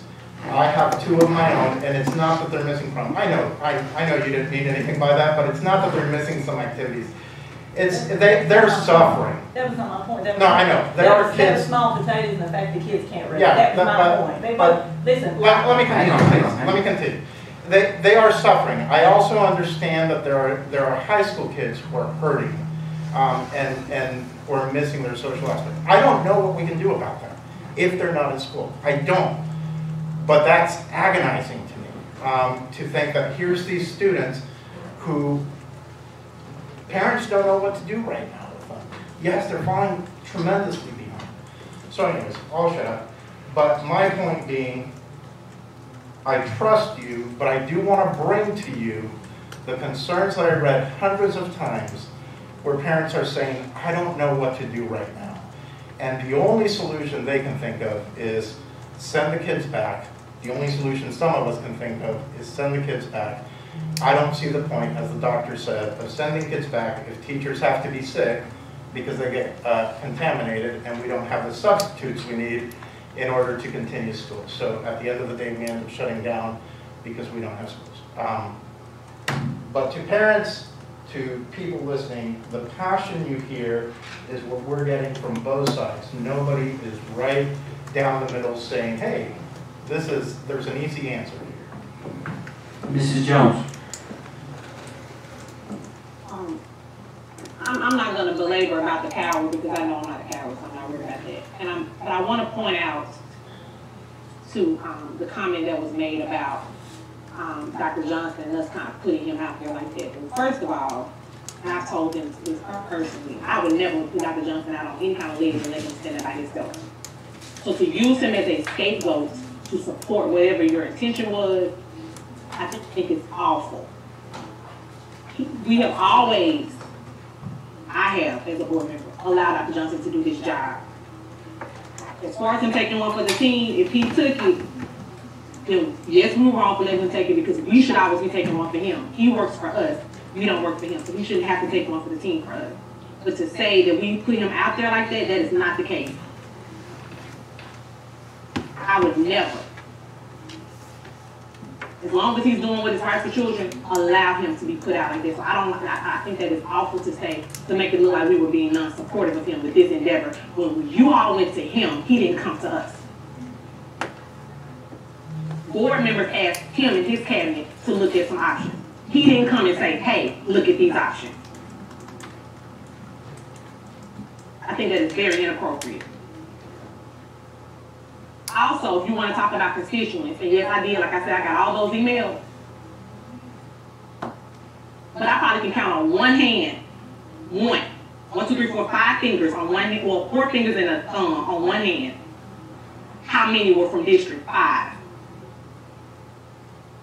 My constituents call me or text me or send me Facebook messages, and what I'm saying is what my constituents in my district ask of me. Teachers, parents, students.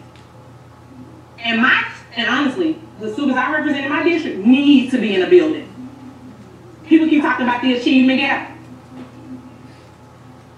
They need to be in a building.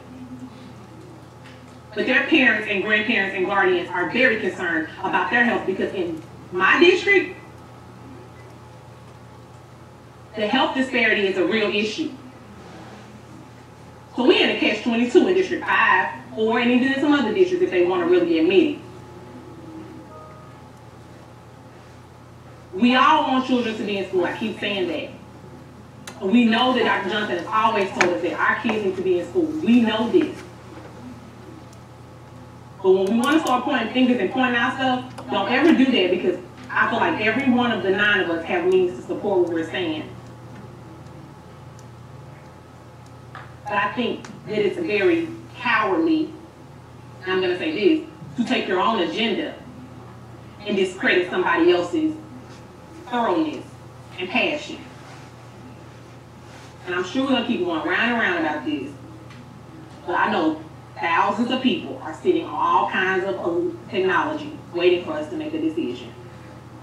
And we can keep going back and forth with this. And I think everybody should have the right to say it, whatever. We're gonna keep going back and forth with this. At the end of the day, we have to make a decision. But we should not ever allow our employees or our employee and his team to be a scapegoat because we're going back and forth on a decision.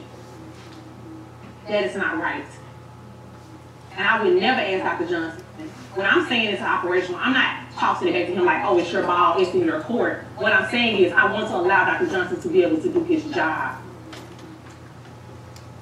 And I feel like yes, we can ask him to do things, but I do feel like this is a situation where we did put him in a predicament. We did put the executive cabinet in a predicament because they didn't come to us.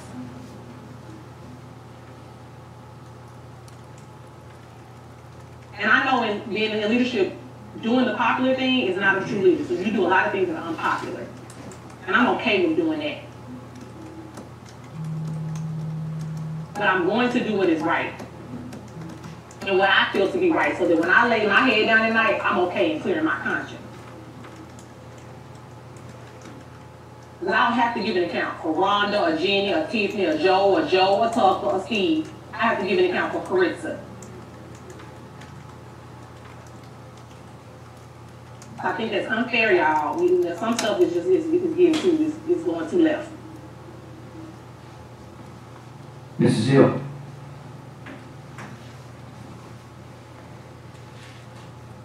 Jenny, you're still muted.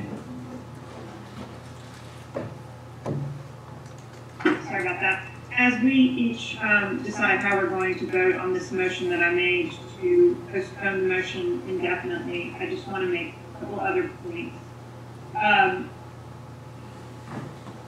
When we work within a publicly announced and published process, we gain trust because we are transparent. The process that we went through before the beginning of this semester was methodical and it was transparent. And I believe that that is the appropriate way for our school system and all of our government bodies to do their work. I would add that while the motion that preceded my motion that Tucker made did in fact, the information was provided to us around noon. And Ms. Thurman mentioned that she had not seen it until about 4, and Tucker pressed back, well, you had it. Y'all, we're talking about 45,000 students, and noon is not due diligence time. So when we thought about the way that the first semester went, and we are truthful with ourselves, we know that what we did avoided a great deal of chaos. It didn't feel stress-free, but we had a process and we followed it through. So I ask that you all tonight, as we think about the goal that we all share, which is to have children in buildings, that we think about doing our work well. You know, we're putting together operating principles for how we're going to move for our building plan. I don't ever want another building to be found by a parent group solely. I don't want that to be the way that our school system, and this in particular this board, makes choices. We don't make decisions about tens of thousands of people and tens of millions of dollars on an email we got at noon. I don't want to be on a board where we are willy-nilly, where we're loosey-goosey. I want to be on a board with you all that is worthy of great respect because of the way that we go about doing our work. That's all I have to say. And I call for the question, Mr. Chairman, if that suits you, if you have anything else to say. Okay, I've got two people here, Mr. McClendon. I'm going to respond because it's been set out that about this whole sending an email at noon.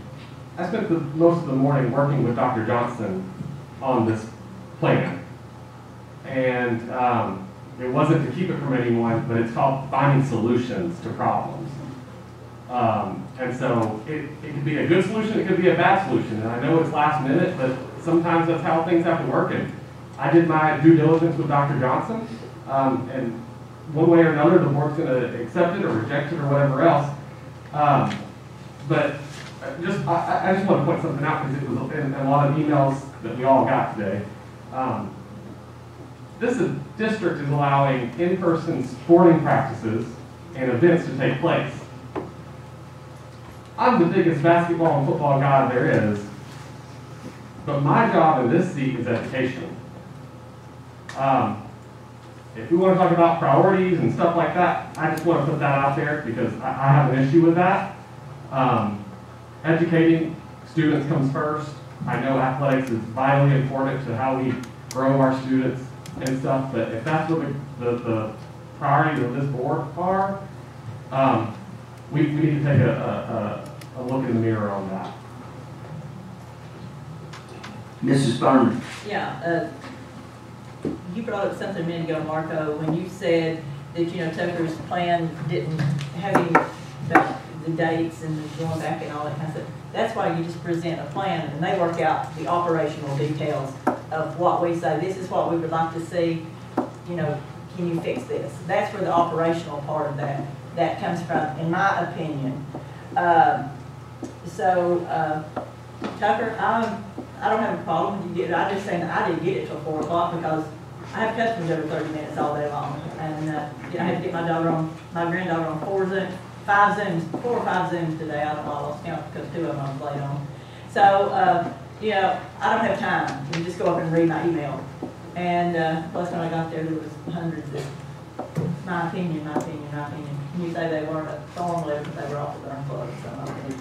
But anyway, I'm perfectly willing to vote on that if that's what it takes to get kids back in school. I don't have a problem with voting on that if that's what it takes, because I'm ready to get them back in the classroom. And whether it's operational or whether it's policy or whatever, like I don't see this any differently than telling him to work on the facilities plan or help us to get things prioritized and bring it back to the board and let us see what it looks like. I don't have a problem with that, because I guess we just see things differently. Dr. Hollander. Thank you, Tucker. I taught school today, and so I'm just sorry.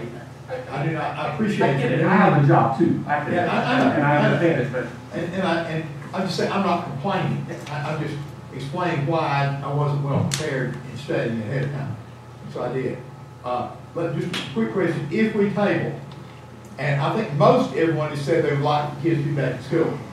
If we table it, Mr. Chairman and Mr. Lawyer, I'm not sure which, does Dr. Johnson still have the power to put them back in school if he and his committee choose to do so? Is that correct? Okay, thank you. All right, so I think we've gotten through the comments here. We've got a motion to table that has been seconded, so we need to vote on that first. All right, Mr. Bennett, and then if that motion carries, it will be tabled. If that motion fails, we will then revert back to Mr. McClendon's original motion. Sure. All right. I'm sorry, Dr. Johnson. Yeah, just real quick, a few things I want to make sure are very clear in the air.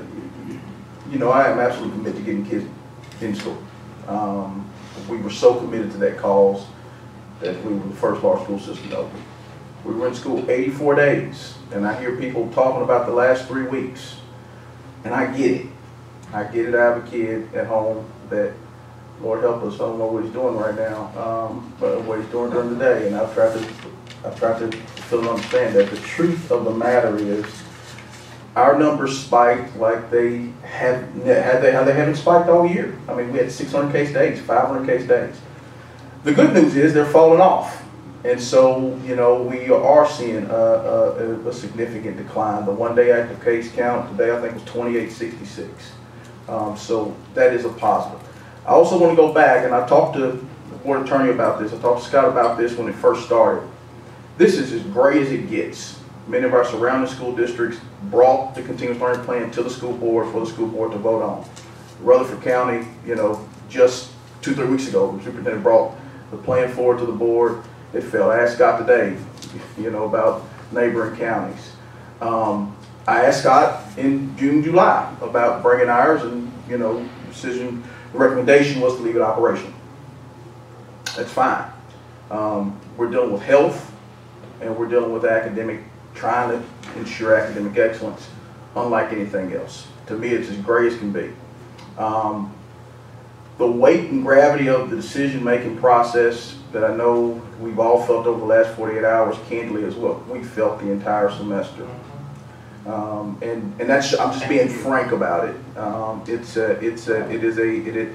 a weight, and it's a responsibility that we don't shy away from. It's a part of our body of work, right? But that weight is heavy that you carry in trying to operate a school system in the midst of a global pandemic. It's just what it is. And it is why even still many school systems, not just in our state but across the nation, have not opened, because they just don't know. It's heavy. So you know, there are a lot of elements there. I think the other thing to really elevate is that I work for the school board. I work for you all as a collective body. If one of you ask me for something, or if 2 or 3 of you ask me for something, or if all 9 of you ask me for something, my job is to respond. And I try to do that really intentionally. If one of you text or call me at night or message me in the morning or whenever it is, my job is to get back to you. And I think most of you can say this. I'm going to get back to you, you know. Even Rhonda, when she sent me those nice messages. And so that's my job. And it remains, you know, my job. So, you know, this is a difficult decision. This conversation tonight, this is where our community is. You know, I appreciate your comments. I absolutely know that there is variance, you know, across what it looks like in this classroom, what it looks like in that classroom. You know why I know? Because Joe Smith's been telling me about it all semester. And so I get it, right? But I also understand that's a part of education. A part of education, what you're seeing happen in the virtual environment is what really happens in the classroom every single day. It looks different in every teacher's class. Now, the standard's the same, you know what I mean? And where we're wanting to end is the same, but the way in which I deliver that instruction, the modalities in which I use to deliver that instruction, it may all look different. And so that's a part of the education process. So I just want to make sure, you know, that we're really clear. I think duly noted, if the board so chooses to table the options that were asked to be brought, we'll absolutely, I think, you know, great feedback around going back, looking at K3 and 4 and 5, and is that something that, you know, you all want, you know, and the community wants. You know, the 1%, I hope we don't get to 1% again, you know, but, you know, those are all things that I think we go back and look at. But I just want to be clear, you know, that we don't miss what we have done. And we have been in a moment the last 3 weeks. Trust me, I know it. I've gotten emails and calls too, but it's where we've been. So I just want to make sure that's clear going forward. This is an extremely gray area. It is an extremely gray area, and one that we've tried to provide some black and white boundaries around. And we'll see where we go. Before I call for the question, let me just say that I asked Dr. Johnson to look at options. I asked him. The numbers had spiked. We've been at home for a prolonged period of time. As we talked, hey, looks like the numbers may start to come down. What if they don't? And we do have more data and more knowledge than we had in the summer. So, are there possibilities, are there options that could be available? I asked him that. Now, I think what bothers me more than anything is that I've been getting text messages, man, it's getting hot. Ooh, hey man, it's getting, listen, I love that because decisions come out of that. And what bothers me is the lack of the ability to lean into a tough decision and adversity. And guys, I try to stay quiet. I try not to talk unless I've got something to say. Let me just say that where I struggle with our culture right now, I respect opinions of folks who are fearful, and I respect the opinions of folks who are not fearful. But at some level, we've got to be able to have spirited discourse and it not result in an attack on integrity. I asked him to do that. All of Hamilton County can hear that right now. I'll wear that. You understand that? But I will not sit in a room with adults, and because their opinion is different, that means someone's character or integrity is lacking. It's not going to happen. We should be able to explore options and have discourse and disagree. And if you feel you've been rushed or that you didn't have time, I've never at one point in 6 years, either in this seat or any of those other seats, pressed someone to make a decision and they didn't feel they had time to make that decision or chew on that decision. It profoundly bothers me how easily folks in governance go from 0 to 120 when there's confrontation. If the options that were presented, that Dr. Johnson and his team said they felt like they could comfortably provide operationally, if those don't sit well with any of you, that's fine. That's why we're doing this. Tuesday's conversation, while it was lengthy, it was good. It was real good. I know what I would like to see happen. If it doesn't transpire tonight, I'm not going to go home and pout. I'll do the duty I was asked to do.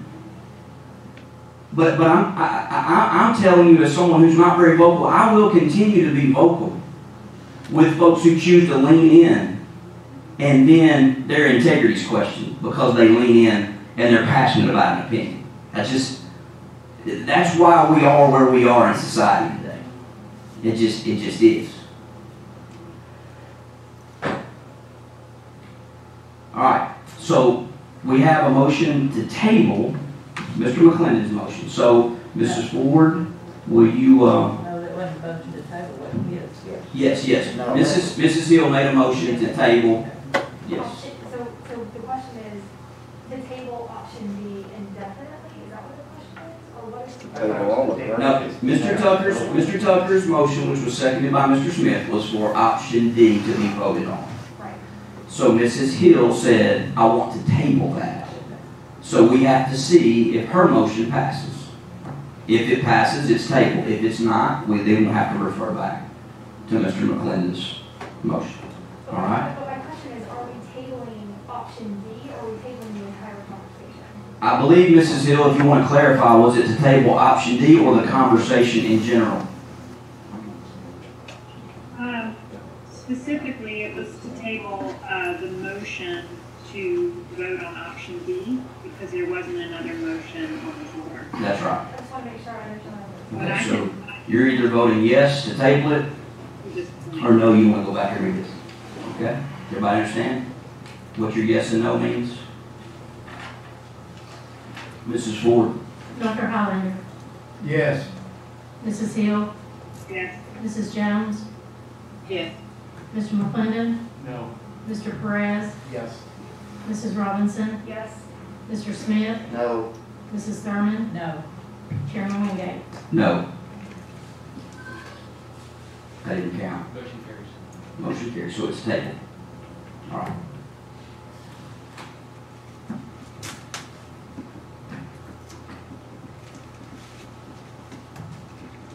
All right. That being said, I'm going to make a motion that we adopt this resolution, and I'll put it in front of you. If it's the will of the board to adopt the resolution, so be it. If it's not the will of the board, so be that. But it would be a resolution, well, I'll let you.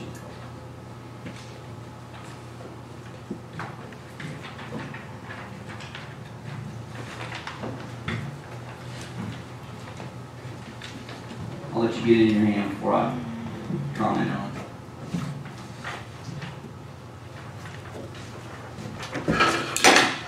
Are you getting in the email? I sent it.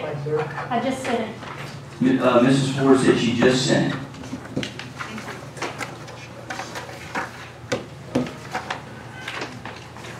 Mrs. Hill, Mrs. Jones, will you just kind of give me a thumbs up when you've got it in front of you? I'll give you time to look over it here in just a second, or we will go over it. I just want to know that you've laid eyes on it, or you have it in front of you. Can you give us, can you give us more background? I will. We'll take any time. I'll take a 2-minute break.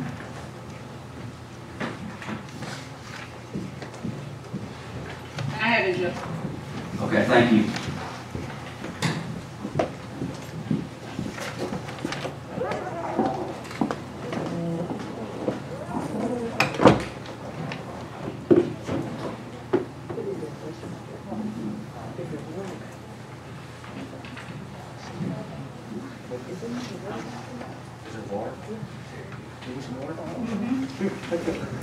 I got a coat.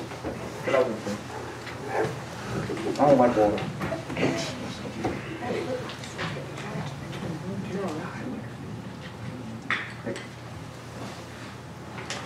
Yeah.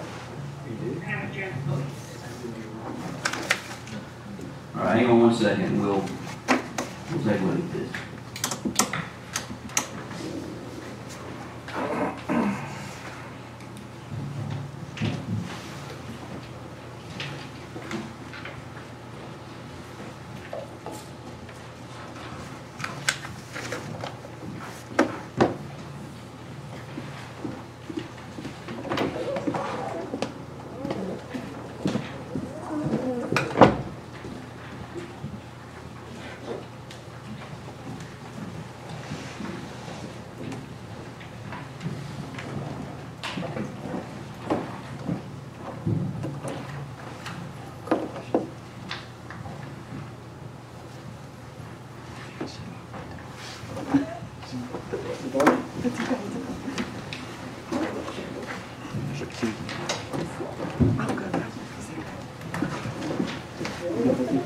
All right, I think we got all board members back in the room here. So I'll give ample time. Okay, we're not gonna rush through this, but so the conversation. The conversation that we've had here is, again, just revisit. Everybody in the room wants kids back in school and we want to do it safely. And but we've also had a lot of discussion about operations, concern with operations, right? And Dr. Johnson said it well. It's a gray area. It's a murky area. This pandemic, in my opinion, has exposed a lot of where our state falls short in determining how decisions are made operationally.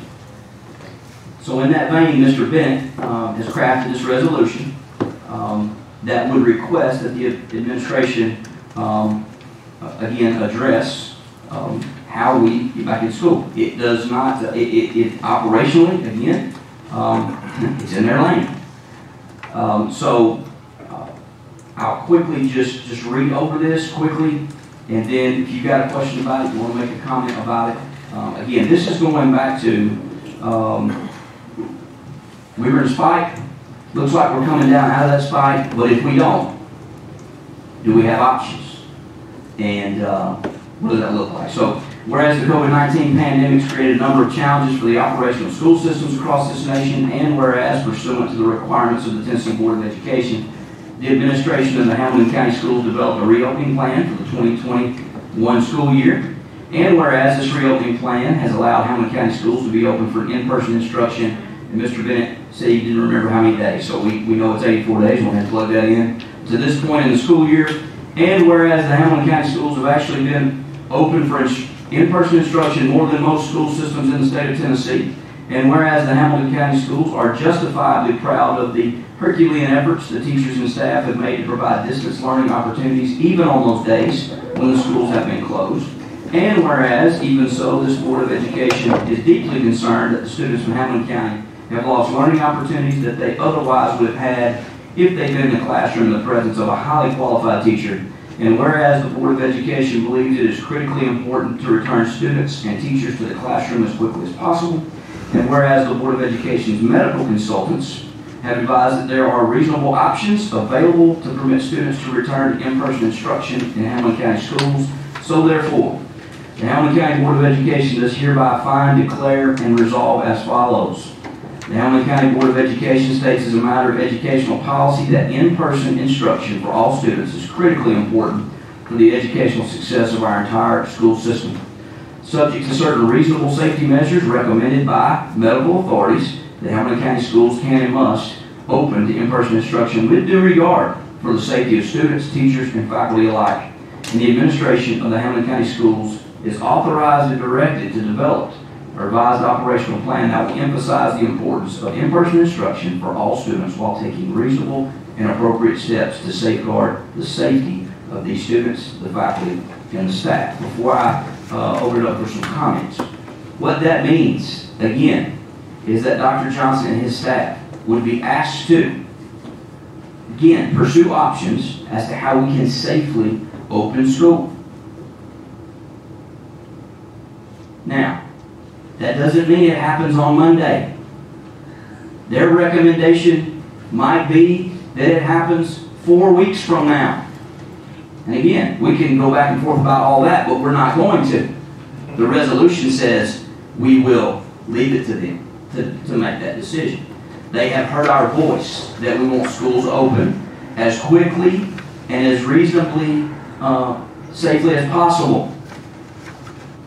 And we're going to defer to their inundation in the data and the knowledge and the consultation of medical personnel and county health officials as they do daily, and we all know that.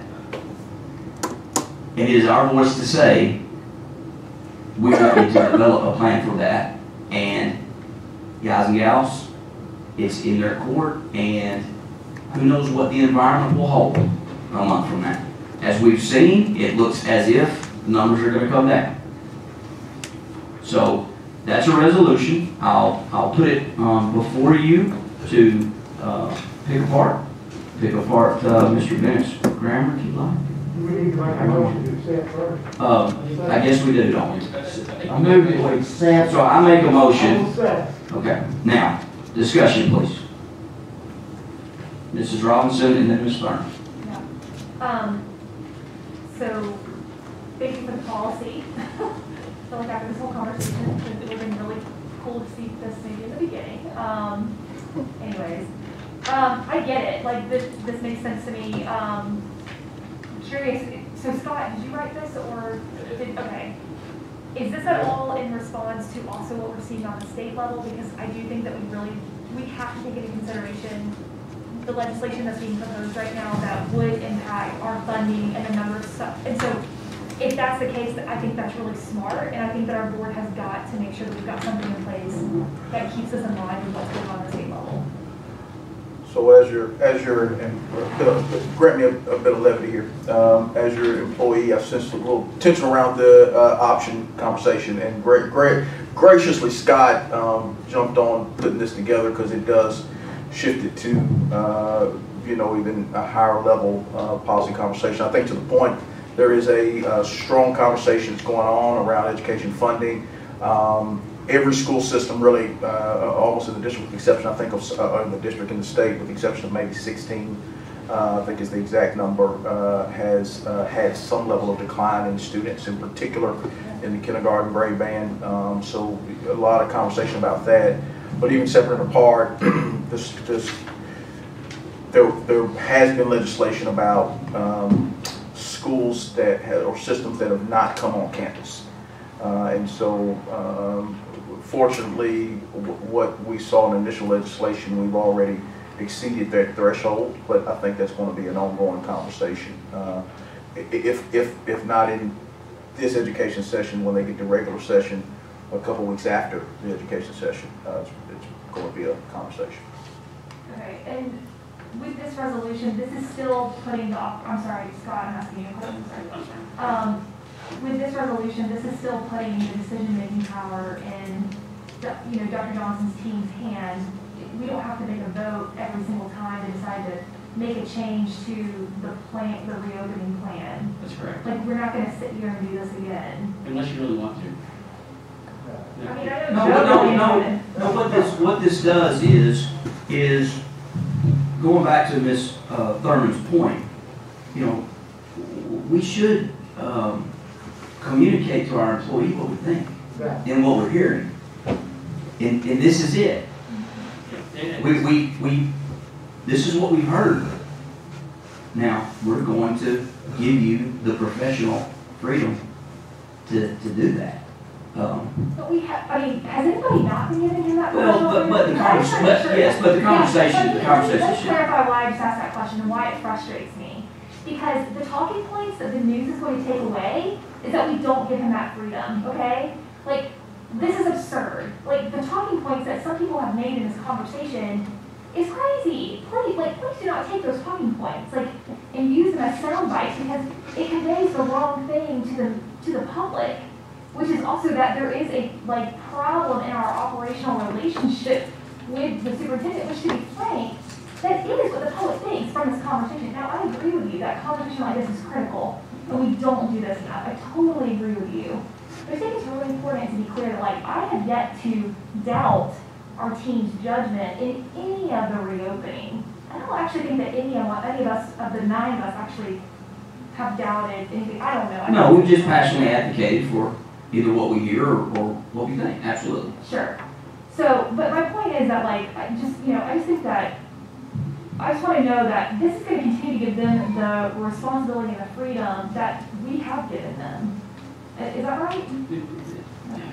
Now, so the intent behind this, and I had a conversation with the superintendent this afternoon that was built around really what a lot of the board members were talking about Tuesday night and even earlier this evening, about how do you mesh policy guidance and operational decisions. Because operational decisions tend to need to be day-to-day, and state law assumes that your superintendent needs to have the flexibility to pivot. But each of you board members have advocated strongly the policy positions of educational science and the strong desires of the local community to get the schools back open. And so what we try to do here is to have a resolution where this board says, we think we can open more per the medical guidelines. And as a matter of education policy, that's what we've got to do. And so we sort of tipped our hat to the growing policy concerns about pedagogy, that in-person instruction is vital, while at the same time, you're number 3, you're authorizing and directing him to take into account the new circumstances and to tweak the operation plan accordingly. So what we've tried to do here is preserve his operational autonomy so he can run the system the way you've hired him to do it, while at the same time letting the board speak where it's strongest, which is matters of policy. Mrs. Bonner. Yes, Joe, I personally want to thank you. We talked about this before. I appreciate you going to the superintendent, and the superintendent did have input on the options, and I appreciate it, because that we would not be having this conversation, and nobody would know how any of us felt about it, and superintendent wouldn't know how thousands of parents felt about it personally had we not had this conversation. So I thank you for that. I don't think there's anything wrong with this conversation at all. There's nothing wrong with telling the superintendent how we all feel. There's nothing wrong with telling the superintendent how hundreds and hundreds and hundreds of parents feel. There's nothing wrong with that. I personally feel that's my job. I'm not just going to sit back and say, well, Dr. Johnson, you're just going to have to be out there just, and every time something happens, say, I'm sorry, but I can't do anything about it. You're just going to have to go to Dr. Johnson. It's just not the way I operate, maybe the way some people do, but I'm not. But I personally want to thank you, because without you taking that initiative and starting this, we wouldn't have had this conversation, and things would be just going right along, and the parents would be sitting at home still pulling their hair out. At least they'll know that some people, Marco has said it best, some of these parents are hurting. They're hurting bad. And it may not bother you, but it bothers me bad. Dr. Highlander. Thank you. Ms. Wingate, Ms. Bennett, Dr. Johnson, thank all three of you. This is an excellent document. It's a very good document. And that's basically what I tried to say, not nearly as eloquently as Mr. Bennett did. I think it's a very good document. I would like to say we need to give the teachers and the parents adequate time to change. Don't say, hey, we're going to change tomorrow. I don't think you will. I mean, I know you operate well and will give them sufficient time. But thank you. I agree that we're giving what the parents want, what they need, what the children need. And I like the document. Thank you, Mr. Wingate. Again, thank you, Mr. Bennett and Dr. Johnson. Thank you. Before I recognize Mr. Smith, I'll just say I'm not going to take credit for any work. All I wanted to say earlier was that I have no problem owning that. I wanted to initiate this process. So, but much more people have put these in together. Mr. Smith. Well, since you're not going to take credit, I won't give you credit. I won't. Steve kind of said what I want to say. Let's just, as we do go through this, be sensitive of the teachers having to transition back in. Really want that point made. Your point's well taken, Tiffany, that maybe if we'd have acted on this first, maybe we wouldn't be here. I don't know, but all things work together for good. And Dr. Johnson, it'll be interesting when you come back. We're giving you this power that you probably really already had. When you come back, then it'll be interesting to see what the complaints are then. But thank you for what you're doing. And, but that's my encouragement is you go through this. Joe, you need to talk in the microphone. Okay, I'm sorry, I'm done. Mr. Perez, I thought I saw your cup out. Yeah. Okay.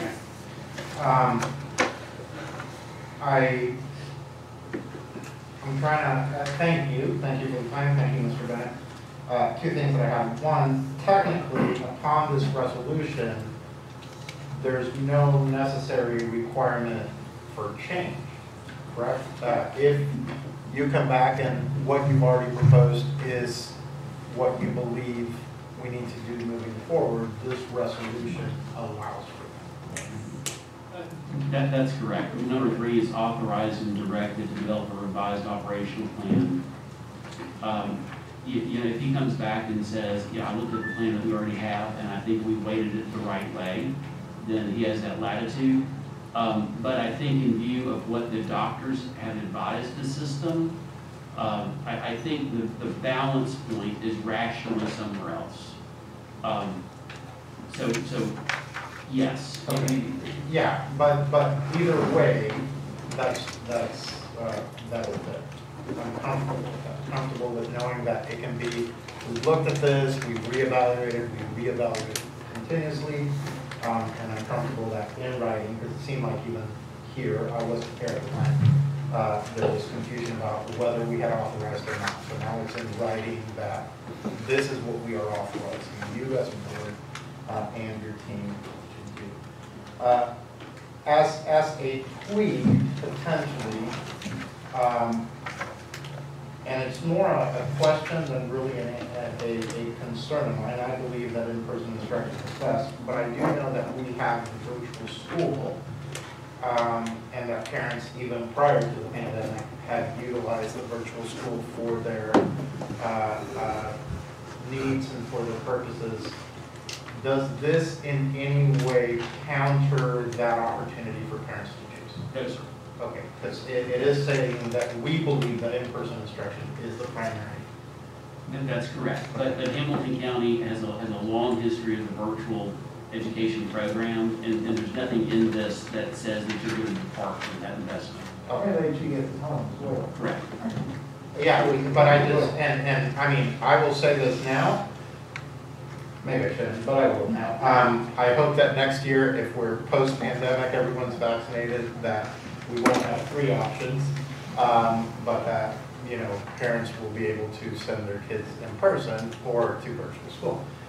But we can, everybody, we can talk about that another day. Anyway, so yeah. Okay, thank you, Mr. Bennett. Thank you, Joe, for putting this together. Any other discussion? All right, so we had a motion and a second on this resolution. So, Mrs. Ford, will you call for the vote, please? Dr. Hollander? Yes. Mrs. Hill? Yes. Mrs. Jones? Yes. Mr. McClendon? Yes. Mr. Perez? Yes. Mrs. Robinson? Yes. Mr. Smith? Yes. Mrs. Thurman? Yes. Chairman Wingate? Yes. I have a question. Go ahead, Mrs. Jones. So with the resolution being passed, are we now back to just following the phase structure that we were already following in the beginning? We are following the lead of our employee. Okay, so what, I guess my, okay, all right. So, Because I'm asking that because what does, are we still following the recommendation for next week? Yeah, so- Dr. John, Yeah, so I are think we it's following that recommendation? Yeah, I think it's a great question. So, yeah, for next week, we're going to follow the recommendation based on where we are. What we do see is a steep decline in cases.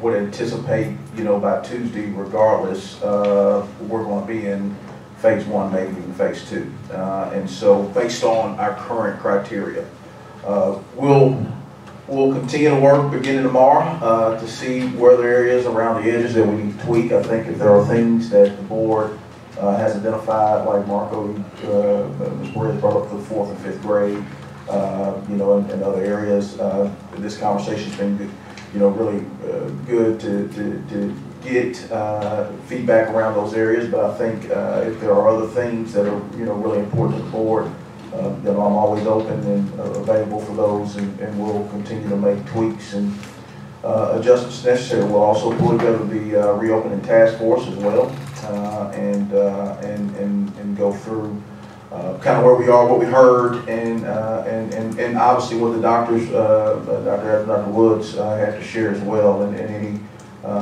implications of what they shared, or anything that they shared, any implications they may have on our operation. So, long story short, yes, for next week. Tuesday, we'll look at, you know, where we are in monitoring over the weekend. Okay, thank you. All right. I apologize, Mrs. Thurman, thank you for the kind words. But again, it was not me. And Tucker, thank you again for your work today. I mean, I know you put a lot of time, effort, energy, and thought into trying to marry some of these options. So thank you for what you did. All right. So if it's okay with you all, I think we've had a recommendation to skip the presentation. Oh, so go ahead, Dr. Johnson. Well, can I apologize to Blake out loud? Blake Freeman. Blake, don't hurt me. I know you took time away from your family not here, but I do think because of what's here, if it's okay with the board, if we could move it to the next board meeting for an update on Future Ready, just because of the level of intensity and engagement around the conversation that's transpired, and Wayne, I want to make sure that Blake gave it full attention at our sharpest. I think I'll keep Blake until after the legal service. At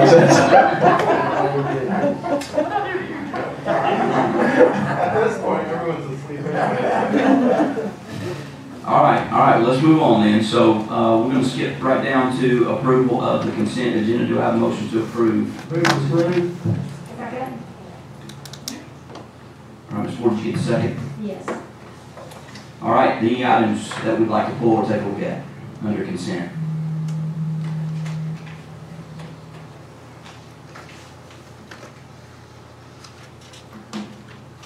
Anything at all? All right. Dr. Hollander? Yes. Mrs. Hill? Yes. Mrs. Jones? Yes. Mr. McClendon? Yes. Mr. Perez?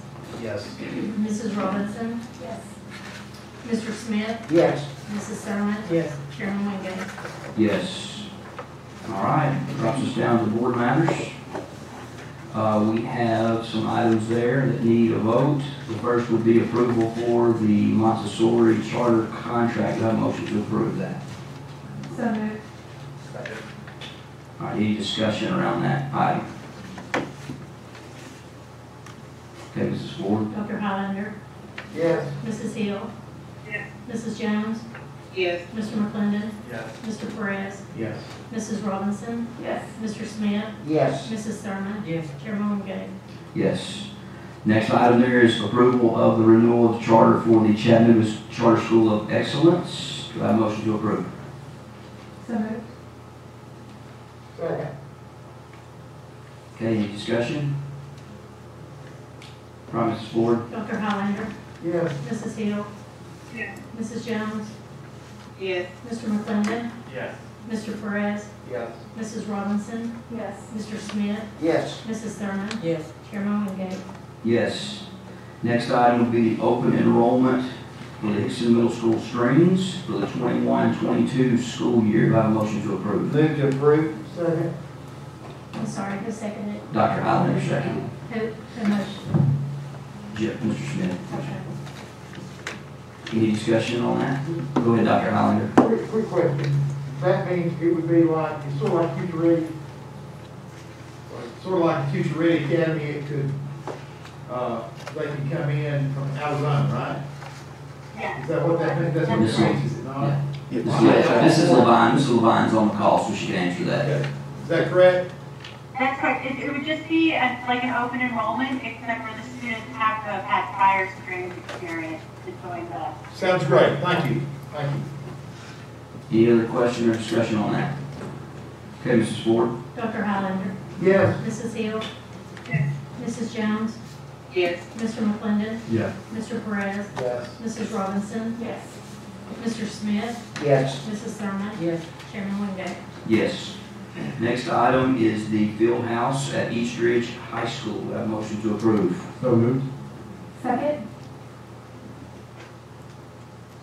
Okay, Mrs. I just Thurman? want people to understand this is to complete where the stadium bleachers were condemned and torn down, and this is just part of building that back. I just want you to understand what's going on here.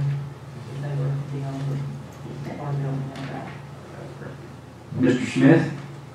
Yeah, thank you, Rhonda. I also want to make sure, because I've had some pushback even from some folks up in my district that we're looking at, prioritizing all these different things. So thank you, Rhonda, for pointing that out.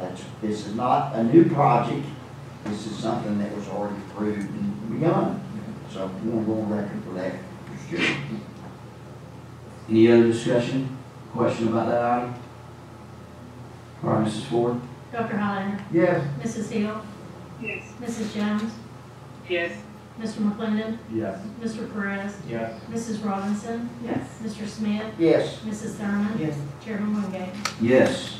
Next item would be the HVAC unit at Center for Creative Arts. Do I have a motion to approve? So moved. You have a second? I think I heard Jenny. Jenny, did you motion or second that? Sorry. I motion. Okay, and then Dr. Highlander the second. Any discussion? Okay, Ms. Ford? Dr. Highlander? Yes. Mrs. Hill? Yes. Mrs. Jones? Yes. Mr. McClendon? Yes. Mr. Perez? Yes. Mrs. Robinson? Yes. Mr. Smith? Yes. Mrs. Thurman? Yes. Chairman Wingate? Yes. Next item, the request to extend the FFCRA until May 28th of this year. Do we have a motion to approve? So moved. Second. All right, any question or discussion on that item? Mr. Perez? So one of the questions I have, we said on Tuesday night that teachers who've taken their 10 days don't have access to another day. We still don't know enough of this virus to know, I mean, we have an idea that maybe about 3 months or whatever potentially in between getting sick again. So if a teacher were to get sick a second time, they don't have access to some of this time again. Is that correct? Correct. They would have access to their own sick leave code. They would have to use their sick leave. Yes. Or if, well, do teachers who have had COVID, do they have to quarantine after, if they're exposed as well? I guess they'd be able to teach from home. They could teach remotely, Yeah. correct. Okay. Okay, any other question or comment? Oh, I'm sorry. Go ahead, Mrs. Jones. Kenny, would they have the option of using FMLA if they have COVID because of the side effect? I mean, you know, sometimes things or the reinfection.